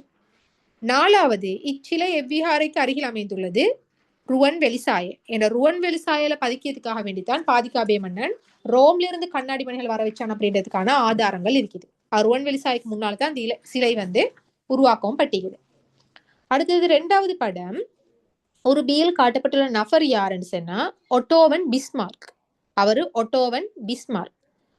இவரால் உருவாக்கப்பட்ட நாடு ஜெர்மனி. ஜெர்மனி தான் ஒட்டோவன் பிஸ்மார்க்கால் உருவாக்கப்பட்ட. மேற்குறிப்பிட்ட நிகழ்வால் பகைமை நாடாக மாறிய நாடு பிரான்ஸ். பிரான்ஸ் பகைமை நாடா மாறிச்சு. 2ஆம் உலக யுத்தம் படிக்கிற பாத்திப்பீங்க. முக்கியமா வந்து 2 பகை நாடுகள்னு சொல்லி பாக்குற டைம்ல ஜெர்மனியும் பிரான்ஸும் தான் இருக்கும். அப்ப அது முக்கியமான பகை நாடா மாறினது காரணம் ஒரு விதத்துல ஒட்டோவன் பிஸ்மார்க். 4வது இவரால் உருவாக்கப்பட்ட நாட்டை பேரரசாக மாற்ற முயற்சித்த ஆட்சியாளன் 2ஆம் வில்லியம். அப்படி இல்லாட்டி அவருக்கு இன்னொரு பேர் சொல்லுவாங்க கெய்சர் வில்லியம். 2ஆம் வில்லியம் என்னும் சொல்லலாம், இல்லாட்டி கைசர் வில்லியம் என்னும் சொல்லலாம். அவர் வந்து ஜெர்மனியை வந்து பேரரசாக்கணும் அப்படின்றதுக்கான முயற்சிகளை மேற்கொண்டவர் ஐக்கியார். அடுத்தது பார்ட் 2. இப்ப போம். பார்ட் 2ல வந்து எல்லா கேள்வியும் பார்ப்போம். 2வது கேள்வி அதே மாதிரி 3, 4, 5, 6 வரை 6, 7 வரை இருக்குது. டைம் போதுமா இருந்தா 7 கேள்வியும் பார்ப்போம். பகுதி 3 கேள்விக்கு அது வந்து உங்களோட விருப்பத்துக்கு ஏற்ற மாதிரி செலக்ட் பண்ணி எழுதுறதால அந்த கேள்வி வந்து ஆன்சர் ஷீட் போடுற நேரத்துல பாத்துக்கோங்க. இதுல பார்ட் 2ல டைமை பொறுத்து 7 மணிச்சுன்னா 7 கேள்விக்குமான ஆன்சர்ஸை குயிக்கா பார்த்துட்டு போயிடும். சரி, பார்ட் 2ல 2வது பெரிய கேள்வி. அது முதலாவது என்ன கேட்டீங்க? வரலாற்று முற்பட்ட கால மனிதன் வாழ்ந்த இரணைமடு படிவிற்கு உட்பட்ட பிரதேசங்களில் அமைந்திருந்த மனித வாழ்விடங்கள் 3 குறிப்பிடுங்க. அது வந்து டிரெக்டாவே புக்ல போட்டீங்க. இரணைமடு படிவு வந்து முக்கியமானது தெரியும் தானே. இரணைமடு படிவுல இருந்து தான் இலங்கையோட குடியேற்றங்கள் ஸ்டார்ட் ஆகுது. வரலாற்று உட்பட்ட கால மனிதன் இங்க எல்லாம் வாழ்ந்தானது இரணைமடு படிவுல இருந்து தான் ஆரம்பமாகுது. அப்படி இரணைமடு படிவிற்கு உட்பட்ட, அதாவது ஷோர்ட் அந்த கேள்வியில என்ன கேட்காங்கன்னா வரலாற்றுக்கு முற்பட்ட கால மனிதன் வாழ்ந்த 3 இடங்கள் அதான் கேட்டுக்குது. அப்ப அதுக்கு 3 இல்ல நிறைய இடங்கள் வந்து புக்ல இருக்குது. பூந்தல, மினிஹாக்கல் கந்த, பத்திராஜவல, அலுகல, உடமலல, மாதொட்ட, இரணைமடு இது எல்லாமே அதுக்கு விடையா வரும். 2வது வரலாற்று முற்பட்ட கால மனிதனின் மரணச்சடங்கு முறைகளில் எலும்புக்கூடுகளுக்கு சிவப்பு நிறம் பூசப்பட்டமையுடன் தொடர்புடைய சான்றுகள் கிடைக்கப்பெற்ற இடங்கள் 2 குறிப்பிடுக. வரலாற்று முற்பட்ட காலத்துல பார்த்தோம்னா குகைகள்ல வந்து எலும்புக்கூடுகள் கிடைக்கப்பெற்ற ஆதாரமா அந்த எலும்புக்கூடுகளோட மண்டையோடுகள் வந்து துளையிடப்பட்டிருந்து அதே டைம்ல அந்த மண்டையோடுகளுக்கு எல்லாமே வந்து எலும்புகள் எல்லாம் வந்து என்ன செய்யப்பட்டிருந்துச்சுன்னா சிவப்பு மஞ்சள் நிற பூசு கற்களால வந்து நிறம் பூசப்பட்டு இருந்த. அப்ப அதுக்கான ஆதாரங்கள் கிடைக்கப்பெற்ற இடம் தான் கேட்டிக்கு ராவணா இல்ல பாகியன் கலை. ராவணா இல்ல பாகியன் கலை 2லயுமே நிறந்தீட்டப்பட்ட எலும்புக்கூடுகளோட ஆதாரம் கிடைக்கப்பெற்றிருக்கு. அதுதான் கற்காலத்துல, அதாவது வரலாற்றுக்கு முற்பட்ட காலத்துல மரணச்சடங்கு முறைக்கான முக்கியமான ஆதாரமா இருக்குது. 3வது கேள்வி முன்வரலாற்று காலத்தில் காணப்பட்ட மயான வகைகளில் காணக்கூடிய பொது பண்புகள் 2 குறிப்பிட்டு விளக்குக. அப்ப இதுல செல்ல வேண்டியது பொது பண்புன்னு சொன்னா முன்வரலாற்று காலத்தில் இருந்த மயானங்கள் எப்படி என்னென்ன வகையில மயானங்கள் இருந்துச்சு அதைத்தான் விளக்கி எழுதணும். அப்ப முன்வரலாற்று காலத்துல மயானங்கள்னு பார்க்க நேரத்துல முக்கியமா 3 மயானங்கள் இருக்குது. ஏன்னா வரலாற்றுக்கு முற்பட்ட காலத்துல முறை இல்லாம குகைகள்லையும் வெட்ட வெளிகளையும் மரணச்சடங்கு செஞ்சுக்கிட்டு இந்த மனுஷன் என்ன செய்ய அப்படின்னு சொன்னா வரலாற்றுக்கு முற்பட்ட காலம் இந்த முன்வரலாற்று காலத்துல தான் முறையான ஒரு மரணச்சடங்குக்கு மாறுது. அப்படி மாறு நேரத்துல முறையான மயானங்கள் உருவாக்குறது கற்றுக்கொண்ட. அதுல முக்கியமா 3 விதமான மயானங்கள் வந்து முன்வரலாற்று காலத்துக்கு வாரு. ஒண்ணு கல்லறை மயானம், அடுத்தது களிமண்ணோட மயானம், அடுத்தது பாரணி மயானம் அப்படின்னு சொல்லுவோம். அப்ப இதுல கல்லறை மயானம் அப்படின்றது பெரிய அளவிலான கற்களை 4 பக்கத்துக்கும் சேர்த்து சதுர வடிவில் உருவாக்கப்பட்ட அப்படியான மயானங்கள் கல்லறை மயானங்கள் என்று சொல்லுது. அந்த கல்லறை மயானங்கள் இபன் கட்டுவ, கல்சொஹான், யட்டிகல் பொத்த இங்க எல்லாம் அதுக்கான ஆதாரங்கள் கிடைக்கப்பெற்றிருக்கு. களிமண்ணோட கல்லறை மயானம் என்று சொல்ல நேரத்துல பச்சை களிமண்ணால ஓடம் போல செஞ்சு அது உள்ளுக்கு வந்து என்ன செய்வாங்கண்டா அஸ்தி வைக்கப்பட்ட மட்பாண்டமையோ கலசமையோ வச்சு அதை வந்து என்ன செய்தா அதுக்கு வந்து வெப்பம் ஊட்டுவ. அப்ப அந்த வெப்பத்துல வந்து என்ன செய்யும் பச்சை களிமண்ணும் சேர்ந்து சுடுபடும். அப்ப அப்படியான ஒரு மயானம் தான் களிமண்ணோட கலரை மயானம். அது பெரகல்ல, ஹல்துமுல்ல, உடரஞ்சாமடம் இந்த பிரதேசங்களை கண்டுபிடிக்கப்பட்டிருக்குது. இந்த களிமண்ணோட கலரை மயானம் மரணச்சடங்கு முறைக்கு மட்டும் இல்ல முன்வரலாற்று கால தொழில்நுட்பத்துக்கும் விடையா எழுதலும். தொழில்நுட்பம் கேட்டா ஏன்னு சொன்னா பச்சை களிமண்ல ஓடம் போல செஞ்சு பிறகு அஸ்திக்கு வந்து நெருப்பு வைக்கிற நேரத்துல அந்த வெப்பத்துல வந்து இந்த பச்சை களிமண்ணும் சேர்த்து சுட்டுக் கொள்ளுவாங்க. அப்ப அது அந்த காலத்துல முக்கியமானது ஒரு தொழில்நுட்பம். அப்ப மயானத்துக்கு மட்டும் இல்லாம களிமண்ணோட மயானம் அப்படின்றது தொழில்நுட்பத்துக்கும் செல்ல இயலும். அடுத்து மூணாவது பாரணி மயானம்ன்றது. அந்த பாரணி மயானம்ன்றது வந்து மட்பாத்திரத்துல அப்படியே அஸ்தியை வச்சு புதைக்கிறது பாரணி மயானங்களா இருந்துச்சு. அது சம்பந்தமாவும் வந்து அதுவும் வந்து முன்வரலாற்று காலத்துல என்ன செய்யப்பட்டுச்சுன்னு சொன்னா மயானத்துல ஒரு முக்கியமான ஒரு மயானங்களா காணப்பட்ட. ஆனா கல்லறை மயானம் அதே டைம்ல வந்து களிமண்ணோட மயானம் இரண்டு முக்கியமானது. அதோட பாரணி மயானங்களும் பயன்படுத்தப்பட்டதுக்கான சான்றுகள் இருக்குது.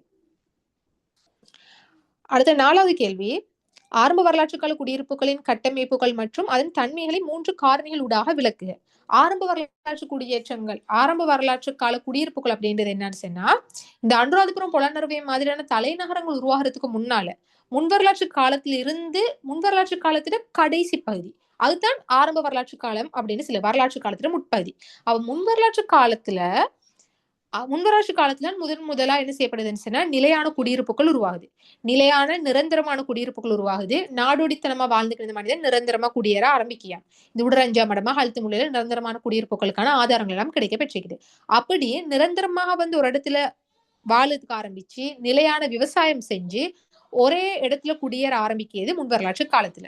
அந்த முன்வரலாற்று காலத்துல இறுதி கட்டத்துல அப்படி இல்லாட்டி பார்த்தோம்னா வரலாற்று காலத்துல ஆரம்பத்துல இருந்த குடியிருப்புகளோட தன்மைன்னு பார்க்க நேரத்துல அந்த டைம்ல தான் குலக்கிராமங்கள் உருவாக்கம் வருது. குளங்கள் அடிப்படையாக கொண்டு குடியேற ஆரம்பிச்சேன். ஏன்னா விவசாயம் வந்து முக்கியமான தொழிலா மாறுது. விவசாயத்துக்கு எப்பயுமே என்ன தேவை அப்படின்னு சொன்னா நீர்ன்றது முக்கியமான வளமாய்க்குது. அது வந்து பருவப்பெயர்ச்சி காலத்துல மட்டும் இல்லாம எல்லா காலத்துலயும் விவசாயத்துக்கு வந்து நீர் தேவைப்பட்ட. அப்ப அதை மெயினா வச்சு குளங்கள் அடிப்படையாக கொண்டு குடியேற்றங்கள் தோன்ற ஆரம்பிச்சு. அதன்படி ஆரம்ப வரலாற்று கால குடியிருப்புகளோட கட்டமைப்புகளும் முக்கியமான பண்புகளை செல்லும் சிறிய குளங்களை கொண்ட குடியிருப்புகள் உருவாக்கப்பட்ட. அதாவது வாபிகம் அப்படின்னு சொல்லும், இல்லாட்டி வெவ்கம் அப்படின்னு சொல்லுவோம்.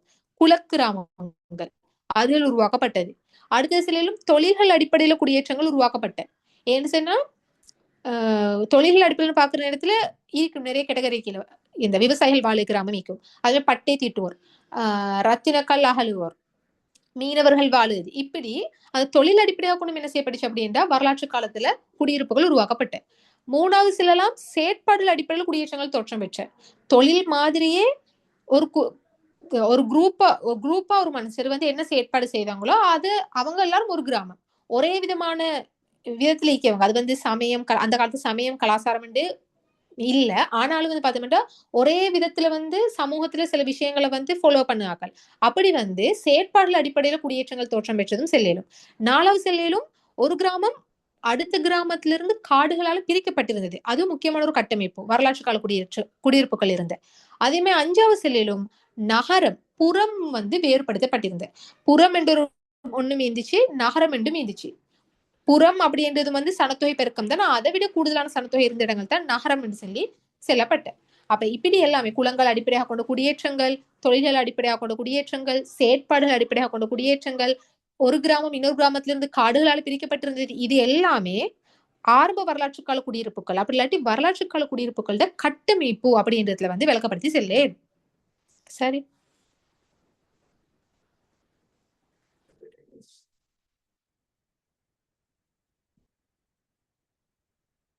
சரி. அடுத்து 3வது கேள்வி. இப்போ 3வது கேள்வியில முதலாவது சில என்னன்னா அரசுக்கு முற்பட்ட காலத்தில் நிர்வாக நடவடிக்கையில் தொடர்பு பட்டிருந்த அதிகாரிகள் 3 குறிப்பிடுக.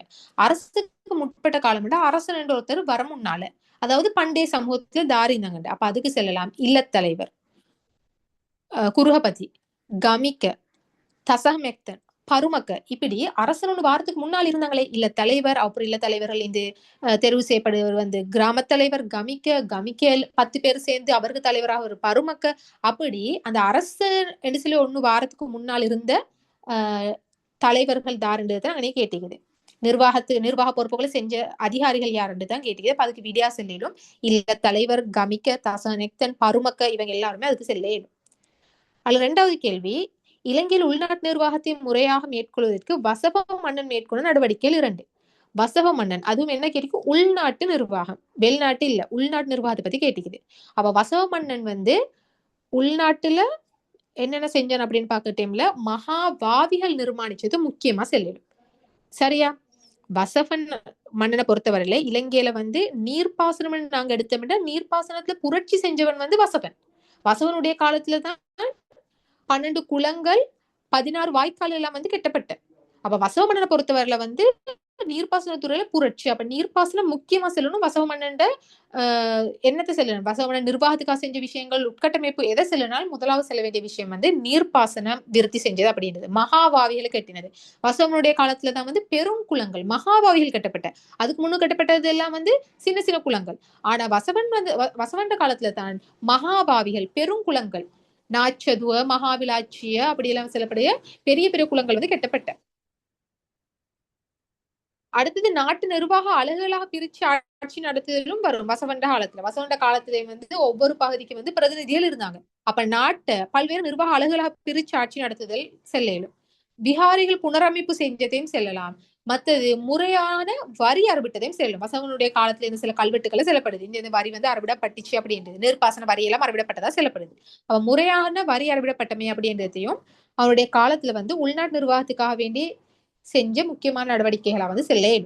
அடுத்த 3வது கேள்வி அது செல்லப்பட்டிருக்குது.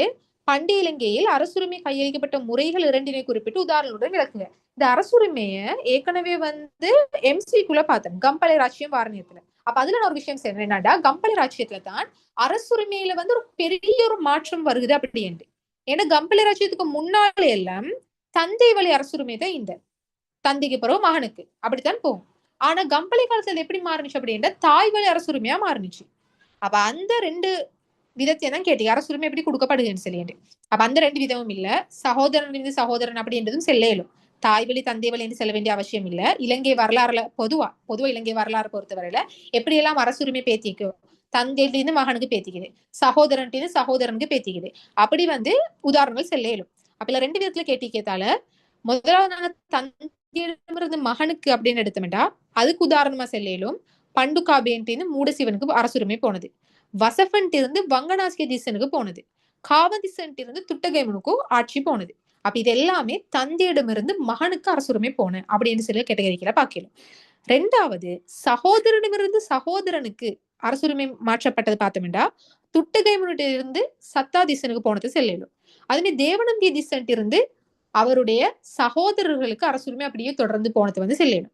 அப்ப இது 2மே எங்களுக்கு அரசுரிமை வந்து இலங்கை வரலாற்றுல எப்படி வந்து அரசுரிமை வந்து கொடுக்கப்பட்டிருக்குது ஒத்தருக்கு அப்படின்றது 2 விதத்துல செல்ல இது 2 விதமும் எங்களுக்கு விளக்கப்படுத்தி செல்ல இயலும். அடுத்த 4வது கேள்வி, பண்டைய இலங்கையில் விவசாயம் மேற்கொள்ளப்பட்ட விதங்கள் 3 குறிப்பிட்டு உதாரணங்களுடன் விளக்குங்க. பண்டைய இலங்கையை பொறுத்தவரையில விவசாயம் தான் முக்கியமான பொருளாதாரம், வாழ்வாதாரம் விவசாயம் தான். அந்த விவசாயத்தோட 3 விதத்தை விளக்குங்க அப்படின்னு சொல்ல எங்களுக்கு 3 விதமா பார்த்தோம்டா, முதலாவது சேனை பயிர் செய்ய வேண்டும், 2வது நெற்பயிர் செய்ய வேண்டும், 3வது மந்தை வளர்ப்பு. 3 கேட்டகரிக்குள்ள எங்களுக்கு விளக்கப்படுத்த இயலும். எதுன்னு சொன்னா விவசாயம் பண்டைய இலங்கையில பண்டைய சமூகத்துல இருந்து விவசாயத்தை. அவ முதலாவது சேனை பயிர் செய்கை அப்படின்னு எடுத்தோம்னு சொன்னா சேனை பயிற்சிகையில சேனை பயிற்சிகளுக்கு செல்லும். சேனை பயிற்சிக்கான பயிர்கள் முக்கியமா சேனை பயிற்சிகள் 9 விதமான பயிர்கள் பயிரிடப்பட்ட. அதனால சில இடங்கள்ல கல்வெட்டுக்கள் இலக்கியங்கள் எல்லாம் வந்து நவதேனி சேனை அப்படின்னு சொல்லப்பட்டிருக்குது. மற்றது வந்து சேனை என்று செல்லுறதுக்கான இந்த பேருக்கு தானே அது இலக்கியங்களை வித்தியாசமா செல்லப்பட்டிருக்குது. ஒவ்வொரு இடத்துல ஒவ்வொரு விதமா வந்து சேனைக்கான பெயர்கள் செல்லப்பட்டிருக்குது. சேன், செஹன், பிடபிம் இப்படி என்று சொல்லப்படு ஒவ்வொரு பேர்ல வந்து சேனை பயிற்சியை வந்து இலக்கிய மூலாதாரங்களை கல்வெட்டு மூலாதாரங்களை குறிப்பிடப்பட்டிருக்குது. அதே மாதிரி 9க்கும் மேற்பட்ட விதத்துல தானியங்கள் பயிரிடப்பட்டிருக்குது. சேனை பயிற்சியை மேற்கொள்ளும் படிமுறைகளும் இதுக்குள்ள செல்லும். எப்படி சேனை பயிற்சியை மேற்கொள்வாங்க, முதலாவது காட்டுல ஒரு பகுதியை தெரிவு செய்வாங்க, அதை வந்து சுத்தமாக்குவாங்க, அதுக்கு வந்து தண்டு வெட்டு சொல்லப்படும் ஒரு வேலி அமைக்கப்படும், அதுக்கு பிறகு அந்த நிலத்திலேக்கிய என்ன செய்யுதுன்னு சொன்னா அந்த மரங்கள் எல்லாத்தையுமே வந்து வெட்டினதுக்கு பிறகு அங்கே அந்த இடத்த தீட்டு கொளுத்துவாங்க, அதுக்கு பிறகு தாங்க சேனை செய்வாங்கன்னா அந்த ஒரு படிமுறைக்குமே அந்த படிமுறை எல்லாத்தையுமே வந்து எங்களுக்கு என்ன செய்ய முடியும் இன்னைக்கு விளக்கப்படுத்தே இயலும். அடுத்தது வந்து என்ன சொன்னா என்னென்ன பயிர்கள் பயிரிடப்பட்டுச்சு, அதே டைம்ல என்னென்ன வரிகள் வந்து அறவிடப்பட்ட சேனை பயிற்சியைக்கும் வரிகள் வந்து அறுவிடப்பட்டுச்சு. அப்ப அந்த வரிகள் அப்ப இப்படி சேனை பயிற்சியை ஒரு கேட்டகரி எங்களுக்கு சேனை பயிற்சியை செல்லிடும். விவசாயம் மேற்கொள்ளப்பட்ட 3 விதம் தானே ஒரு விதமா சேனை பயிற்சியை செல்லிடும். அடுத்தது நெற்பயிற்சிகை. நெற்பயிற்சியை எடுத்தோம்னா அது பயிரிடப்பட்ட போகங்கள் செல்லும். சிறுபோகம் பெருபோகம் 2 போகங்களை பயிரிடப்பட்டுச்சு. அதே மாதிரி தோணிவில கல்வெட்டுக்கள்ல அந்த போகங்களை பத்தி செல்லிக்குது. சிறுபோகம் பெருபோகம் நாங்க செல்றோமே நெற்பயிற்சிகை, அந்த போகங்களை பத்தி தோணிகளை கல்வெட்டுல செல்லிக்கு அது செல்லையிலும். மன்னர்கள் வந்து நெற்பயிற்சிகைக்காக வேண்டி நிறைய நீர்ப்பாசன நடவடிக்கை செஞ்சாங்க. நெற்பயிற்சிகை முக்கியமான இலங்கையோட பொருளாதார மார்க்கமா வந்து அரசர்கள் வந்து ஆதரவு கொடுத்த ஒரு பயிற்சியை தான் நெற்பயிற்சிகை இருந்தது. அப்ப அதனால அந்த விஷயங்கள் வந்து நெற்பயிற்சிகையில செல்லும். மத்த 3வது விதமா எங்களுக்கு மந்திய வளர்ப்பு செல்லும். அதுவும் ஒரு விதத்துல பயிற்சி, அதுவும் ஒரு விதத்துல எப்படின்னு விவசாயம் தான். விவசாயத்துக்குள்ள பயிற்சியை மட்டும் வராது. மந்திய வளர்ப்பு அப்படின்னு விவசாயத்துக்குள்ளதான் வரும். அப்ப அதுல எந்தெந்த மந்திய வளர்ப்புக்குள்ள வர விலங்குகள் எல்லாம் செல்லலாம். ஆடு மாடு கோழி வளர்ப்பு மந்திய வளர்ப்புல வர எல்லா விலங்குகளை பத்தி செல்லும். அதே மாதிரி அவங்களில் வந்து தங்கியிருந்த கிராமம், அதாவது தொழில்முறை கிராமங்களுக்கு தன தொழில்முறை கிராமங்கள்ல அந்த மந்திய வளர்க்கவங்கள் இருந்த கோபாலகம் வைக்கலாம், கோபாலகர்கள் சொல்லி செல்லப்பட்ட மந்திய தொழில ஈடுபடுகிறவங்க அதுகள் செல்லும். இப்படி விவசாயத்துல 3 விதம் அப்படின்னு சொல்ல நேரத்துல நெற்பயிற்சியை, சேனை பயிற்சியை, மந்திய வளர்ப்பு இது 3ஐயும் குறிப்பிட்டு விளக்கம் கொடுக்க இயலும். அடுத்த 4வது கேள்விக்கு போவேன். 4வதுல முதலாவது செல்வது என்ன அப்படின்னா, பண்டி இலங்கையில் பாவனையிலிருந்து வெளிநாட்டு நாணயங்கள் 3. பண்டி இலங்கையில நிறைய நாணயங்கள் வெளிநாட்டு நாணயங்கள் பயன்பாட்டில் இருந்துக்கு அதுக்கான ஆதாரங்களும் கிடைக்க பெற்று. அப்ப அந்த ஆதாரத்தின்படி இலங்கையோட பயன்பாட்டில் இருந்த பண்டைய நாணயங்கள் எந்தெந்த நாட்டு நாணயங்கள் இருந்துச்சுன்றா, இந்தியா, சீனா, உரோம், அரேபியா, இந்த எல்லா நாடுகளோட நாணயங்களும் என்ன செய்யப்பட்டிருக்கின்றா இலங்கையில பயன்படுத்தப்பட்ட அதுக்கான ஆதாரங்களும் கண்டெடுக்கப்பட்டிருக்குது. இந்தியா, சீனா, உரோம், அரேபியா. அடுத்தது 2வது கேள்வி. 4ல 2வது, கீழே ஏ தொடக்கம் டி வரை தரப்பட்டுள்ள வினாக்களுக்கு பொருத்தமான விடை முறையை எழுதி காட்டுக. ஏ வந்து என்ன சொல்லப்பட்டிருக்குது, அரசனுடன் நெருங்கி செயற்பட்ட அரசு அதிகாரிகளுக்கு வழங்கப்பட்ட பெயர். அவங்களுக்கு வழங்கப்பட்ட பெயர் வந்து ரத்தல அப்படின்னு செல்லும், ரத் கொல்லனும் செல்லும், இல்லாட்டி ரத் கொல் சம்தருவனும் செல்லும். 3 விதத்திலும் அவங்க சொல்லப்பட்டிருக்கு. அரசனுக்கு நெருக்கமாக செயற்பட்ட அதிகாரிகளுக்கான பெயர். ஒன்னு ரத்தல, அப்படி இல்லாட்டி ரத்கொல், அதுவும் இல்லாட்டி ரத்கொல் சம்தரு, இந்த 3 பேர்லையும் செல்லும். அடுத்தது பி, பண்டைய சமூகத்தில் கூலிக்கு பெறப்பட்ட அடிமைகளுக்கு வழங்கப்பட்ட பெயர். அவங்களுக்கு வழங்கப்பட்ட கூலிக்கான அடிமைகள் செல்லப்பட்டது தனக்கீத்த தாச அப்படின்ட்டு, தனக்கீத்த தாச அப்படின்னு சொல்லப்பட்டு. சி, முதலாம் விஜயபாகுவிற்கு சிறுபராயத்தில் பாதுகாப்பு வழங்கிய அரச அதிகாரி புத்தராஜ, அப்படி இல்லாட்டி சித்தாரும்பி புதல் நாடு செல்வோம்.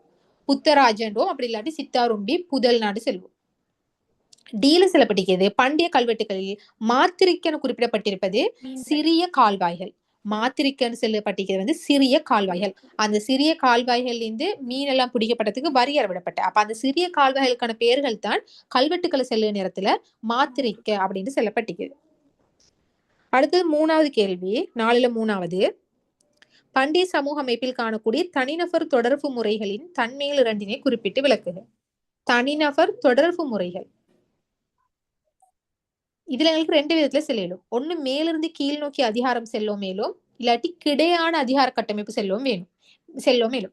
மேலிருந்து கீழான அதிகார கட்டமைப்பு அப்படின்னு சில டைம்ல மேலிக்கவங்களுக்கு அதிகாரம் கூடுதலாய்க்கும், அதாவது அவங்களுக்கு பவர் கூடுதலாய்க்கும், கீழே வர வர குறைஞ்சிட்டு வரும். கிடையான கட்டமைப்பு அப்படின்னு சொல்லி பார்க்குற நேரத்துல எல்லாருமே சமமான நிற்பாங்க. இப்படி 2 விதமான பண்டைய சமூகத்துல இருந்த கட்டமைப்பை வந்து பார்க்க. அப்ப அதுல மேலிருந்து கீழ் நோக்கி அதிகாரம் கொண்டோர் அப்படின்னு பார்க்குற நேரத்துல நிலைக்குத்தான கட்டமைப்பு அது கொண்டிருக்கும். கட்டமைப்பு நிலைக்குத்தான கட்டமைப்பு. அதே மாதிரி அரசன், அமைச்சர்கள், வேறு அலுவலர்கள் இப்படி மேலிருந்து அப்படியே கீழுக்கு போக போக அதிகாரம் குறைஞ்சு கொண்டு போகும். ஏன்னா அரசன் என்றது முதலாவது படி, அதிகாரம் கூட. அரசனுக்கு கீழே அமைச்சர்கள் என்று வரசில கொஞ்சம் அதிகாரம் குறைஞ்சி, அது கீழே வேறு அலுவலர்கள் வரசில இன்னும் அதிகாரம் குறையுது. அப்படி நிலைக்குத்தால் கீழே வர வர என்ன செய்ய அதிகாரம் குறைஞ்சுக்கிட்டு போகும். அது முதலாவது விதமா எங்களுக்கு செல்லும், மேலிருந்து கீழ் நோக்கி அதிகாரம் கொண்டோர். அப்படி தனிநபர் தொடர்புல 2வது விதமான தொடர்பு கிடையான கட்டமைப்பு செல்லும். கிடையான கட்டமைப்பு பொறுத்தவரையில பல நிறுவனங்களோட அதிகாரிகள் ஒரே தரத்துல இருப்பாங்க.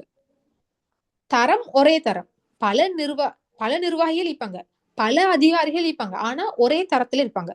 அதேமே கிடையான கட்டமைப்பு. அது கட்டமைப்பு ஒரே நேருக்கு ஒரே சீருக்கு தான் இருக்கும். அடுத்தது அமைச்சர், சேனாதிபதி, பொருளாளர் எல்லாருமே அடங்குவாங்க. ஆனா எல்லாருமே இதுக்கு வருவாங்க. அமைச்சர், சேனாதிபதி, பொருளாளர். ஆனா ஃபர்ஸ்ட் நிலைக்குத்தானத்துல மாதிரி இல்லாம இங்க எல்லாருக்கும் ஒரே சமமான அதிகாரம் இருக்கு. அது முக்கியமானது.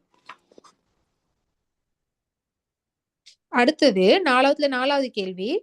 பண்டைய சமூக பெண்கள் உயரிய கௌரவத்திற்கு உட்பட்டிருந்தமை பற்றி 3 காரணங்கள் குறிப்பிட்டு விளக்குக. பண்டைய சமூகத்துல ஒரு பகுதி படிச்சுப்பீங்க என்னன்னு சொன்னா, பெண்களுக்கு முக்கியத்துவம் கூடுதலா கொடுக்கப்பட்டது. நிறைய இடங்கள்ல கொடுக்கப்பட்ட, சில இடங்கள்ல பருமக்களுக்கு சமனா பருமக்களூன்னு சொல்லி இருக்கிய அளவுக்கு பெண்களுக்கு வந்து என்ன செய்யப்பட்டுச்சுண்டா அதிகாரம் சமனான அதிகாரம் கொடுக்கப்பட்ட. சில இடங்கள்ல வந்து பெண் அரசியல் ஆண்டிக்காங்க. அப்ப அரசர்களுக்கு சமனான அதிகாரம் அப்படி பெண்களுக்கு முன்னுரிமை கொடுக்கப்பட்டது அப்படின்னு சொல்லி பார்க்கட்டும். எங்களுக்கு செல்லும் பெண்கள் முதலாவது வந்து என்னச்சுன்னா ரசவாகினியில செல்லுவாங்க அப்படின்னா பெண்கள் வந்து தாயாவும் சகோதரியாவும் மதிக்கப்பட்டன்னு சொல்லப்படுது. ரசவாகினியில சமூகத்துல பெண்ணிடத்தை தாண்டி ஒரு தாயா சகோதரி ஒரு பெரிய ஒரு இடம் வந்து பெண்களுக்கு கொடுக்கப்பட்டிருக்குது அப்படின்னு ரசவாகினியில சொல்லப்படுது. அடுத்தது அரசியா வந்து இருந்தது. அரசன் அப்படின்றது வந்து எப்படின்னு சொன்னா அவங்க வந்து ஒரு சக்கரவர்த்தி, ஒரு பெரிய ஒரு இடத்துல இருக்கவங்க. அந்த பதவியை வந்து பெண்களுக்கு கொடுத்திருக்கிறாங்க. லீலாவதி ஆயிக்கலாம், சூழசீவலி தேவி ஆயிக்கலாம். இவங்கெல்லாம் வந்து அரசியலுக்கு உதாரணமா செல்லிடும். அப்ப அரசர்களுக்கு ஈக்குவலான பவர் வந்து பெண்களுக்கும் கொடுத்திருக்குது. அடுத்தது வந்து ரசவாகினியில் இன்னொரு விஷயம் சொல்லப்படுது என்னன்னு சொன்னா, ஒரு பெண் கணவர் தூர நாடுனுக்கு வருத்தத்துக்காக வேண்டி போனா 3 ஆண்டுகள் வர வந்து ஒரு பெண் வந்து தனியா வாழ்ந்திக்கியா அப்படின்றதுக்கான ஆதாரம் ரசவாகினியில இருக்குது. ஒரு கணவர் மனைவியை தனியா வச்சுட்டு வந்து வருத்தத்துக்காக வேண்டி வேற நாட்டுக்கோ வெளியூருக்கோ போன நேரத்துல 3 ஆண்டுகள் வந்து பெண் வந்து தனி இருந்த அந்த மனைவி தனியா வாழ்ந்திருக்கின்றதுக்கான ஆதாரம் ரசவாகினியில இருக்கு. அது செல்லுறதுக்கான காரணம் என்னன்னு பெண்களும் வந்து எப்படியானவங்களா இருந்தாங்க, சமூகத்துல வந்து ஆண்களுக்கு சமமான அளவு வந்து அதிகாரத்துல மட்டுமில்ல பலமானவர்களாம் இருந்தாங்கன்றதுக்காக வேண்டி. அடுத்தது பெண்கள் வந்து கல்வி அறிவுல சிறந்து விளங்கிக்காங்க. அப்படி கல்வி அறிவுல சிறந்து விளங்கின பெண்கள் மதுபாச்சிக்கு அப்படின்ற பேர்ல செல்லப்பட்டிருக்காங்க. அதுமே சமையல் கலையில சிறந்து விளங்கிக்காங்க. அப்படி சமையல் கலையில சிறந்து விளங்கிக்கவங்க அசோகமாலை அப்படின்னு சொல்லப்பட்டிருக்காங்க. அடுத்தது பிரதேச ஆட்சியை மேற்கொண்டிருக்காங்க. நேரத்தோட சொன்ன மாதிரி பருமக்களுக்கு ஈக்குவலா பருமக்களூ அப்படின்றவங்க பெண்கள் ஆட்சி செஞ்சிருக்காங்க. அதுல பருமக்களூ சுமனாபதி கல்வெட்டுகள் செல்லப்படுது. மத்த நிலங்களை விகாரிகளுக்கு வழங்கிக்காங்க. எப்படி வந்து கமிக்குமாறு வந்து நிலங்கள் வந்து கொடுத்தாங்களோ, குகைகளை சுத்தம் செஞ்சு பிக்குமாருக்கு தானம் அளிச்சாங்களோ, அதே மாதிரி பெண்களும் நிலங்கள் விகாரிகளுக்கு தானம் வழங்கிக்காங்க. அதுக்கான ஆதாரம் கல்வெட்டுக்களை வந்து தலுதா லக்ஷ்மி அப்படின்ற ஒரு பெண்ணை பத்தி சொல்லப்படுது. அதே மாதிரி தன்னை அழகுபடுத்துறதுலயும் ஆர்வம் காட்டிக்காங்க. என்ற பண்டைய சமூகத்திலையும் அவங்க அழகுபடுத்துறதுக்கு வேண்டி அணிஞ்ச வந்து மாலைகள் அழிக்கலாம். அதே டைம்ல வந்து அதுக்கான பயன்படுத்தின பூசு கற்கள் அழிக்கலாம். அந்த தோலை நிறப்படுத்துறதுக்கு பயன்படுத்தின கற்கள் அழிக்கலாம். இது எல்லாமே வந்து கண்டுபிடிக்கப்பட்டிருக்குது. அப்ப அவங்க அழகு படுத்திக்கிறதுல முன்னுரிமை கொடுத்திருக்காங்க. இப்படி பண்டைய கால பெண்களை பத்தி எழுதும் அந்த கேள்விக்கு இது சரி 3 காரணிகளை சொல்லி விளக்கப்படுத்த எழும்.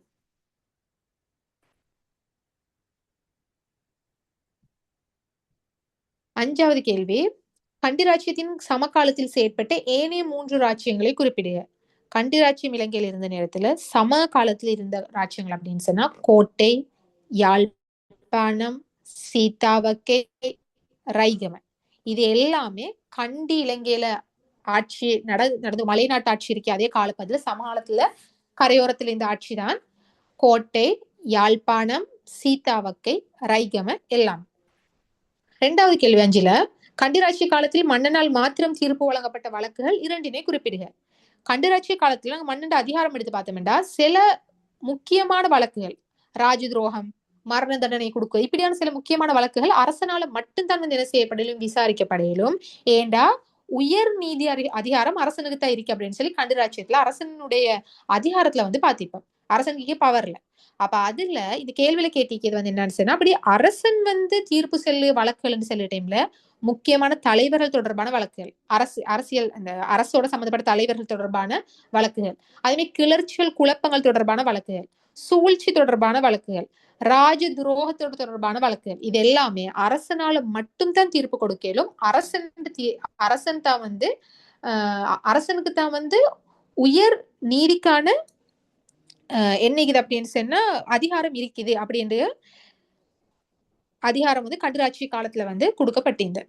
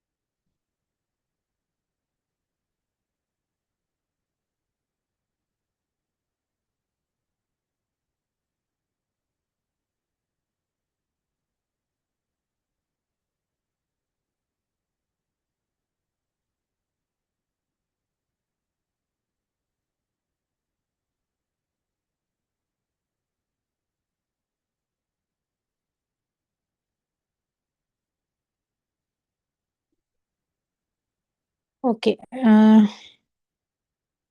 அடுத்தது அஞ்சாவது கேள்வியில 3வது பார்ப்போம். ஆட்சி உரிமையை உறுதிப்படுத்திக் கொள்வதில் முதலாம் விமல தர்மசூரியன் எதிர்கொண்ட சவாலில் இரண்டினை குறிப்பிட்டு அவற்றை வெற்றி கொண்ட விதத்தினை விளக்குக. முதலாம் விமல தர்மசூரியன் என்றாவே முதலாவது விளங்கிக் கொள்ள வேண்டிய விஷயம் என்னன்னு சொன்னா, முதலாம் விமல தர்மசூரியன் கண்டியினுடைய சிங்கள அரச வம்சத்திலிருந்து வந்த ஒருத்தர் இல்ல. அவர் கண்டியில ஒரு பிரதானியா இருந்த அவருடைய மகன் தான் முதலாம் விமல தர்மசூரியன். போர்த்துகேயர்களை கீழே மிச்சங்காலம் போர் பயிற்சி எல்லாம் எடுத்து பிறகு போர்த்துகேயரை எதிர்த்து கண்டி ராஜ்யத்துக்கு கைப்பற்றி அரசனாயினவன் தான் முதலாம் விமல தர்மசூரியன். இப்ப முதலாம் விமல தர்மசூரியனை பொறுத்தவரையில அவனுக்கு இருந்த முக்கியமான சவால்கள் என்னன்னா, சட்டபூர்வ ஆட்சி உரிமை இல்லாதது. அடுத்தது என்னன்னு சொன்னா, போர்த்துகேயர்ட ஆதிக்கம் இருந்தது. மூணாவது சீதாவைக்கிய ராஜ்யத்திடமிருந்து பாதுகாப்பு பெற வேண்டியது இருந்துச்சு. ஏன்னா அந்த டைம்ல சீதாவைக்கிய ராஜ்யத்துல முதலாம் ராஜசிங்கன் கண்டியை கைப்பற்றி சீதாவைக்கியோட இணைச்சு கொள்ளணும் எடுத்துக்க வேண்டி பல ஆக்கிரமிப்புகள் செஞ்சு கொண்டிருந்த. அடுத்தது பௌத்த சமயத்தை எழுச்சடை செய்ய வேண்டி இருந்துச்சு. அதுவும் ஒரு சவாலா இந்த முதலாம் விமல தர்மசூரியனுக்கு. ஏன்னா அதுவரை காலமும் போர்த்துகேயரோட ஆக்கிரமிப்பு அரசன் கண்டியிலிருந்து அரசன் போர்த்துகேயர் தப்பியோடு இருந்த போர்த்துகேயர் ஆக்கிரமிப்பு இந்த இப்படியான விஷயங்களால கண்டி ராஜ்யத்துல பௌத்த சமயம் வீழ்ச்சி அடைஞ்சிருந்தா அதை திரும்ப எழுச்சியடை செய்யணும் என்று ஒரு சவால் இந்த. அடுத்தது பொருளாதார முன்னேற்றம் ஏற்படுத்தல். பொருளாதாரம் எல்லாம் முழுமையா என்ன செஞ்சுன்னா வீழ்ச்சி அடைஞ்சிருந்த. அப்ப இது எல்லாமே முதலாம் விமல தர்மசூரியனுக்கு இருந்த சவால்கள் தான். சட்டபூர்வ ஆட்சி உரிமை அவனுக்கு இல்லாமல் இருந்தது. போர்த்துகேட ஆதிக்கம் இருந்தது. சீதாவைக்கிய ராஜ்யத்திலிருந்து ஆதிக்கம் இருந்தது. பௌத்த சமயத்தை எழுச்சியடை செய்ய வேண்டிய தேவை இருந்தது. பொருளாதாரத்தை எழுச்சியடை செய்ய வேண்டிய தேவை இருந்தது. இது எல்லாமே முதலாம் விமல் தர்மசூரியன் கண்டி ராஜ்யத்துல அரசனாக நேரத்துல அவனுக்கு இருந்த சவால்களாத்தான் இருந்த. அந்த சவால்கள் ஒவ்வொன்றையும் அவன் என்ன செஞ்ச அப்படின்னா முறியடிச்சு கொண்ட. சட்டபூர்வமான ஆட்சி உரிமை இல்லாம இருந்துச்சு. அதுக்காக வேண்டி அரசுரிமை இருந்த குசுமாசன தேவியை திருமணம் முடிச்சு அதன் மூலமா கண்டியினுடைய அரசுரிமை கைப்பற்றி கொண்ட. அதுவே போர்த்துகேட ஆதிக்கம் சொல்லி பாக்குற டைம்ல முதலாம் விமல தர்மசூரியன் காலத்துல போர்த்துகேயர்கள் படையெடுத்தாங்க. தந்துரே போரும் தான் ரந்தனிவல் போரும் தான் 2 போர்லையுமே போர்த்துகேயர்களை தோல்வி அடைய செஞ்சது.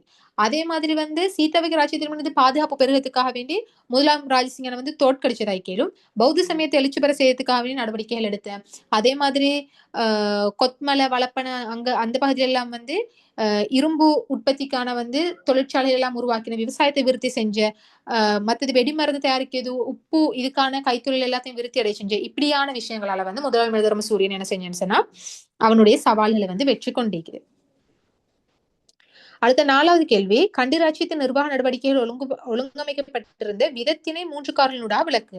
இப்ப கண்டி ராஜ்யத்துல நிர்வாக நடவடிக்கை அப்படின்னு சொல்லி பார்க்கிற நேரத்துல மாளிகை நிர்வாகம் இருக்குது, ரட்டவசம் அப்படின்னு சொல்லப்படுக பிரதேச நிர்வாகம் இருக்குது, மற்றது கோரலை பற்று அப்படின்ற அந்த ஒரு நிர்வாகம் இருக்குது, விஹாரை தேவாலய நிர்வாகம். இப்படி பலவிதமான நிர்வாகம் கண்டி ராஜ்யம் மூலிகை இருந்து.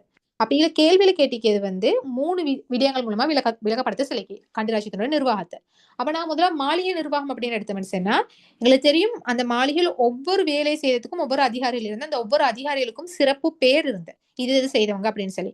உணவு, உடை, குடிப்பானம், ஆபரணம், பாவனை பொருட்கள் இது எல்லாத்துக்கும் பொறுப்பான அதிகாரிகள் இருந்து. அதே யானை, குதிரை இது எல்லாத்துக்கும் பொறுப்பான அதிகாரிகள் இருந்து. அப்ப அது சம்பந்தமா எங்களுக்கு செல்லும். அது ஒரு பண்பா செல்லும். 2வது ரட்டவசம மற்றும் பிரதேச நிர்வாகம், அதுவும் ஒரு நிர்வாகத்தோட பண்பா செல்லும். கண்டியை பொறுத்தவரையில 9 ரட்டைகள் இந்த திசாவைன்னு பார்க்க டைம்ல 12 திசாவைகள் இந்த ரட்டைகளுக்கு பொறுப்பானவர்களா ரட்டை மகத்தியாமார் அப்படி ரட்டை ரால இருந்த. அதே டைம்ல ரட்டை ராளைக்கு கீழே லியனரால உண்டியரால இவங்களும் இருந்த. திசாவைகளுக்கு பொறுப்பானவங்களா திசாவை மாறி இருந்த. கோரலைகளுக்கு பொறுப்பா கோரலை பற்று என்றவங்க இருந்த. அடுத்து 3வது பண்பு எங்களுக்கு செல்லும் வரி வசூலிப்பு. கண்டி ராஜ்ய நிர்வாகத்துல வரி வசூலிப்பு முக்கியமா இருந்துச்சு. ஒவ்வொரு வேலைக்கும் என்று சொல்லி தனித்தனியா வரிகள் இருந்த. மடிக்கே பத்தண்டு போக்குவரத்து வரியாய் கேளும், குருவே பத்தண்டு யானை பிடித்தலுக்கான வரி, படகளை பத்தண்டு வணிகருக்கான வரி, அதே மாதிரி ரத்த பத்தண்டு சலவைக்கான வரி, ஹெந்த பத்தண்டு நெசவுக்கான வரி என்று ஒவ்வொரு வேலைக்கும் என்ன செய்யப்பட்டுச்சு அப்படின்னு சொன்னா முறையான விதத்துல வரி அறவிடப்பட்ட. அது முக்கியமான ஒரு விஷயம் ஒரு நிர்வாகத்துல. ஏண்டா வரியெல்லாம் சரியா அறவிடப்படுதுன்றா தான் நிர்வாகம் சரியா நடக்குது அப்படின்றதுக்கான ஒரு முக்கியமான அடித்தளம். அதே மாதிரி இன்னொரு விஷயம் நிர்வாகத்துல செல்லும் ஒரு பண்பா விஹாரிகள் தேவாலய நிர்வாகம். கண்டி ராஜ்யத்தை பொறுத்தவரையில பௌத்த சமயத்துக்கு கூடுதலா முக்கியத்துவம் கொடுக்கப்பட்ட, பௌத்த சமய எழுச்சியும் கூடுதலா முக்கியத்துவம் கொடுக்கப்பட்ட. அதனால விஹாரிகள் தேவாலயத்துல நிர்வாகத்துக்கு கூடுதலா முக்கியத்துவம் கொடுக்கப்பட்டுச்சு. விஹார நிர்வாகத்துக்கு பொறுப்பா மகாநாயக்க, அனுநாயக்க இவங்கெல்லாம் பொறுப்பா இருந்து. அதே மாதிரி தலதா மாளிகைக்கு பொறுப்பா ஸ்பெஷலா தேவடன நிலைமை அப்படின்றவர் இருந்தார். மத்த எல்லா விஹாரிகளுக்கும் பொதுவா இல்லாம தலதா மாளிகைக்கு மட்டும் தேவடன நிலைமை பொறுப்பா இருந்து. அப்ப இப்படியான விஷயங்களை வந்து எங்களுக்கு செல்லையிலும் கண்டிராட்சியத்துல நிர்வாக நடவடிக்கை எப்படி ஒழுங்குபடுத்தப்பட்டிருந்த எப்படி ஆன பண்புகள் இருந்துச்சு அப்படின்னு கேட்கிற டைம்ல மாளிகை நிர்வாகம், அரச மாளிகை நிர்வாகம், அதுக்கு பிறகு ரட்டவசம் இல்லாட்டி பிரதேச நிர்வாகம், வரி வசூலிப்பு, விஹாரிகள் தேவால் நிர்வாகம், இப்படியான பண்புகளை வச்சு எங்களுக்கு அது விளக்கப்படுத்தே. அடுத்தது 6வது கேள்வி. 6வதுல முதலாவது கேட்குறது சென்னை நிர்வாகத்தின் கீழ் இலங்கையின் கரையோர பகுதியில் நிர்வகிப்பதற்காக நியமிக்கப்பட்டிருந்த அதிகாரிகள் 3. 1 ரெசிடென்ட், 2 அவுமில்தார்கள், 3வது கலெக்டர். ரெசிடென்ட், அவுமில்தார்கள், கலெக்டர், இவங்க 3 பேரும் வந்து சென்னை நிர்வாகத்துக்கு கீழே இலங்கையோட கரையோர பகுதியில் நிர்வகிக்கிறதுக்காக வேண்டி தெரிவு செய்யப்பட்டிருந்தவங்க. அடுத்த 2வது கேள்வி 6ல பிரித்தானியரது கவனம் இலங்கை மீது திரும்பியமையால் செல்வாக்கு செலுத்திய காரணிகள் 2. என்னத்துக்காக பிரித்தானியர்கள் இலங்கை வந்து அவங்களோட கவனமே இலங்கை மீது திரும்பினுச்சு அப்படின்றதுக்கான முக்கியமான காரணம் 1 திருகோணமலை துறைமுகத்திட முக்கியத்துவம், இல்லாட்டி திருகோணமலை துறைமுகத்திட அமைவிடம், இயற்கை துறைமுகம். 2வது இலங்கையினுடைய அமைவிடம். 3வது வர்த்தக முக்கியத்துவம். இது 3 முக்கியமான காரணம். திருகோணமலை துறைமுகம் நாங்க பார்க்க நேரத்துல பிரித்தானியர்கள் மட்டுமில்ல, அவங்களுக்கு முன்னுக்கே போர்த்துகேயர், ஒல்லாந்தர் எல்லாருமே திருகோணமலை துறைமுகத்தை வந்து முக்கியமா குறி வச்சு வந்தாங்க. அதே மாதிரி கைப்பற்றி பிறகு வந்து அது வந்து அரசர்கள் மீட்டெடுத்தாங்க. ஏன்னா திருகோணமலை துறைமுகத்தை பொறுத்தவரையில தென்மேல் பருவக்காற்று காலங்களை வந்து அதிகமான அளவு கப்பல்களை வந்து நங்கூரமிட்டு வைக்கலும், அதே டைம்ல கப்பல்கள் நிறைய வந்து பதுக்கி வைக்கிறதுக்கான இடம் வங்காள விரிகுடாவை நோக்கி இருந்தது. இப்படியான நிறைய விஷயங்கள் முக்கியமா இருந்தது திருகோணமலை துறைமுகம். மற்றது அது வந்து ஒரு இயற்கை துறைமுகமா இருந்தது. இயற்கையாவே அந்த துறைமுகம் அவ்வளவு பாதுகாப்பான முறையில் அமைஞ்சிருக்குது.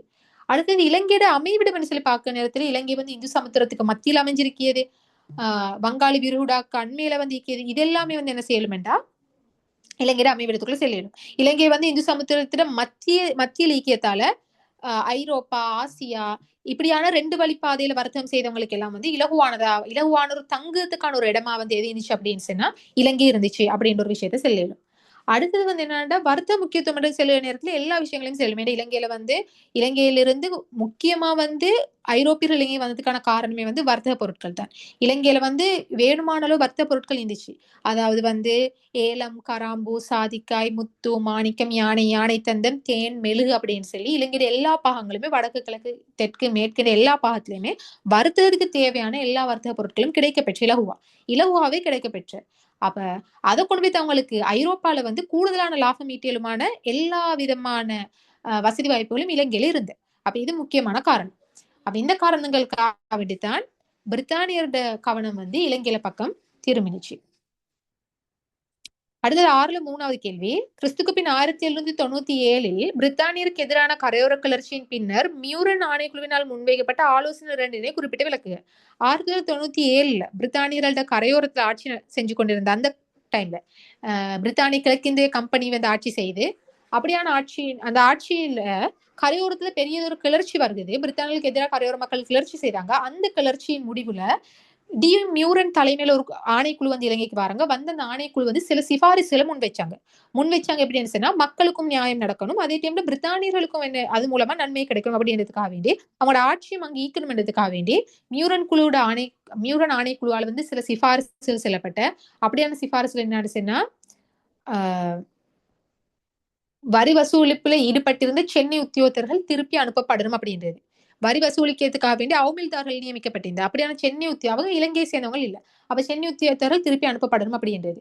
மற்ற சுதேச உத்தியோகத்தர்களை வந்து வரி வசூலிப்புல ஈடுபடுத்தணும் என்றது. தெங்கு வரி உட்பட புதிய வரிகள் நீக்கப்படணும். அதுக்கு முன்னுக்கு இலங்கையில என்னென்ன வரிகள் இருந்துச்சோ அதே வரி இருக்கட்டும். அது இல்லாம புதுசா கொண்டு வரப்பட்ட வரிகள் தெங்கு வரி, தென்னை மரத்துக்கான வரி அப்படின்றது வந்து நீக்கப்படணும் என்றது. அதுமாதிரி வரி வசூலிக்கவும் நீதி வழங்கவும் வேற உத்தியோகத்தர்கள் நியமிக்கப்படணும் என்றது. ஒரே உத்தியோகத்தர் எல்லாத்தையும் செய்ய இயலாது. வரி வசூலிக்க வேற, நீதி வழங்குறதுக்கு வேற உத்தியோகத்தர்கள் நியமிக்கப்படணும் அப்படின்றது. அதுமாதிரி ஒல்லாந்து நீதிமன்ற முறைய மீண்டும் தாபிக்கணும் அப்படின்ற சிபாரிசுகள் வந்து மியூரன் குழு வந்து இலங்கையில கொடுத்தது. அடுத்தது 6ல 4வது கிறிஸ்துக்கு பின் 1848 2ஆம் சுதந்திர போராட்டம் தோல்வியடைந்தமைக்கு ஏதுவாக அமைந்த காரணிகள் 3 குறிப்பிட்டு விளக்குங்க. சுதந்திர போராட்டம் பார்க்க நேரத்தில் இலங்கையில 2 சுதந்திர போராட்டம் நடக்குது. 1818 நடந்துச்சு, 1848 நடந்து, 2மே தோல்வி அடைஞ்சு. தோல்வி அடையத்துல வந்து போராட்டக்காரர்களுக்குள்ள போராட்டக்காரர்களுக்கு வந்து சரியான விதத்துல வந்து அது தொடர்பிலான என்ன அதை விளங்கிக் கொள்வதற்கான தன்மை இருக்காதது. ஒருத்தருக்கு ஒருத்தர் வந்து உதவி செஞ்சு கொள்ளாது, ஒருத்தர் இன்னொருத்தரை காட்டி கொடுத்து இப்படி நிறைய காரணிகளால் என்ன செஞ்சுச்சு அப்படின்னு சொன்னா 2 சுதந்திர போராட்டத்துமே தோல்வியில தான் முடிஞ்சு.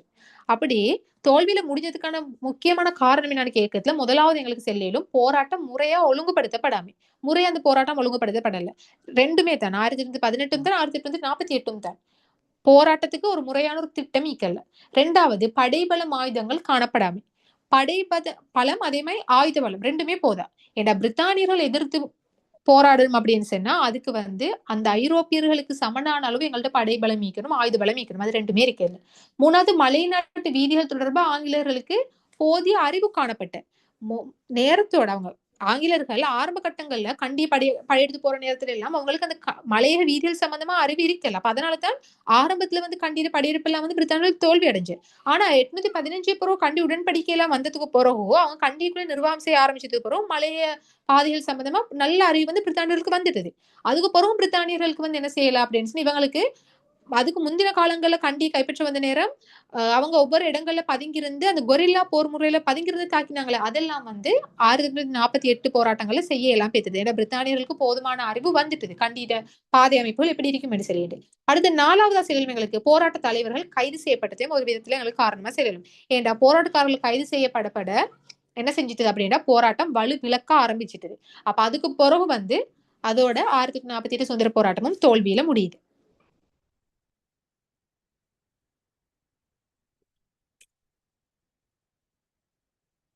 அடுத்தது 7வது கேள்விக்கு போவோம்.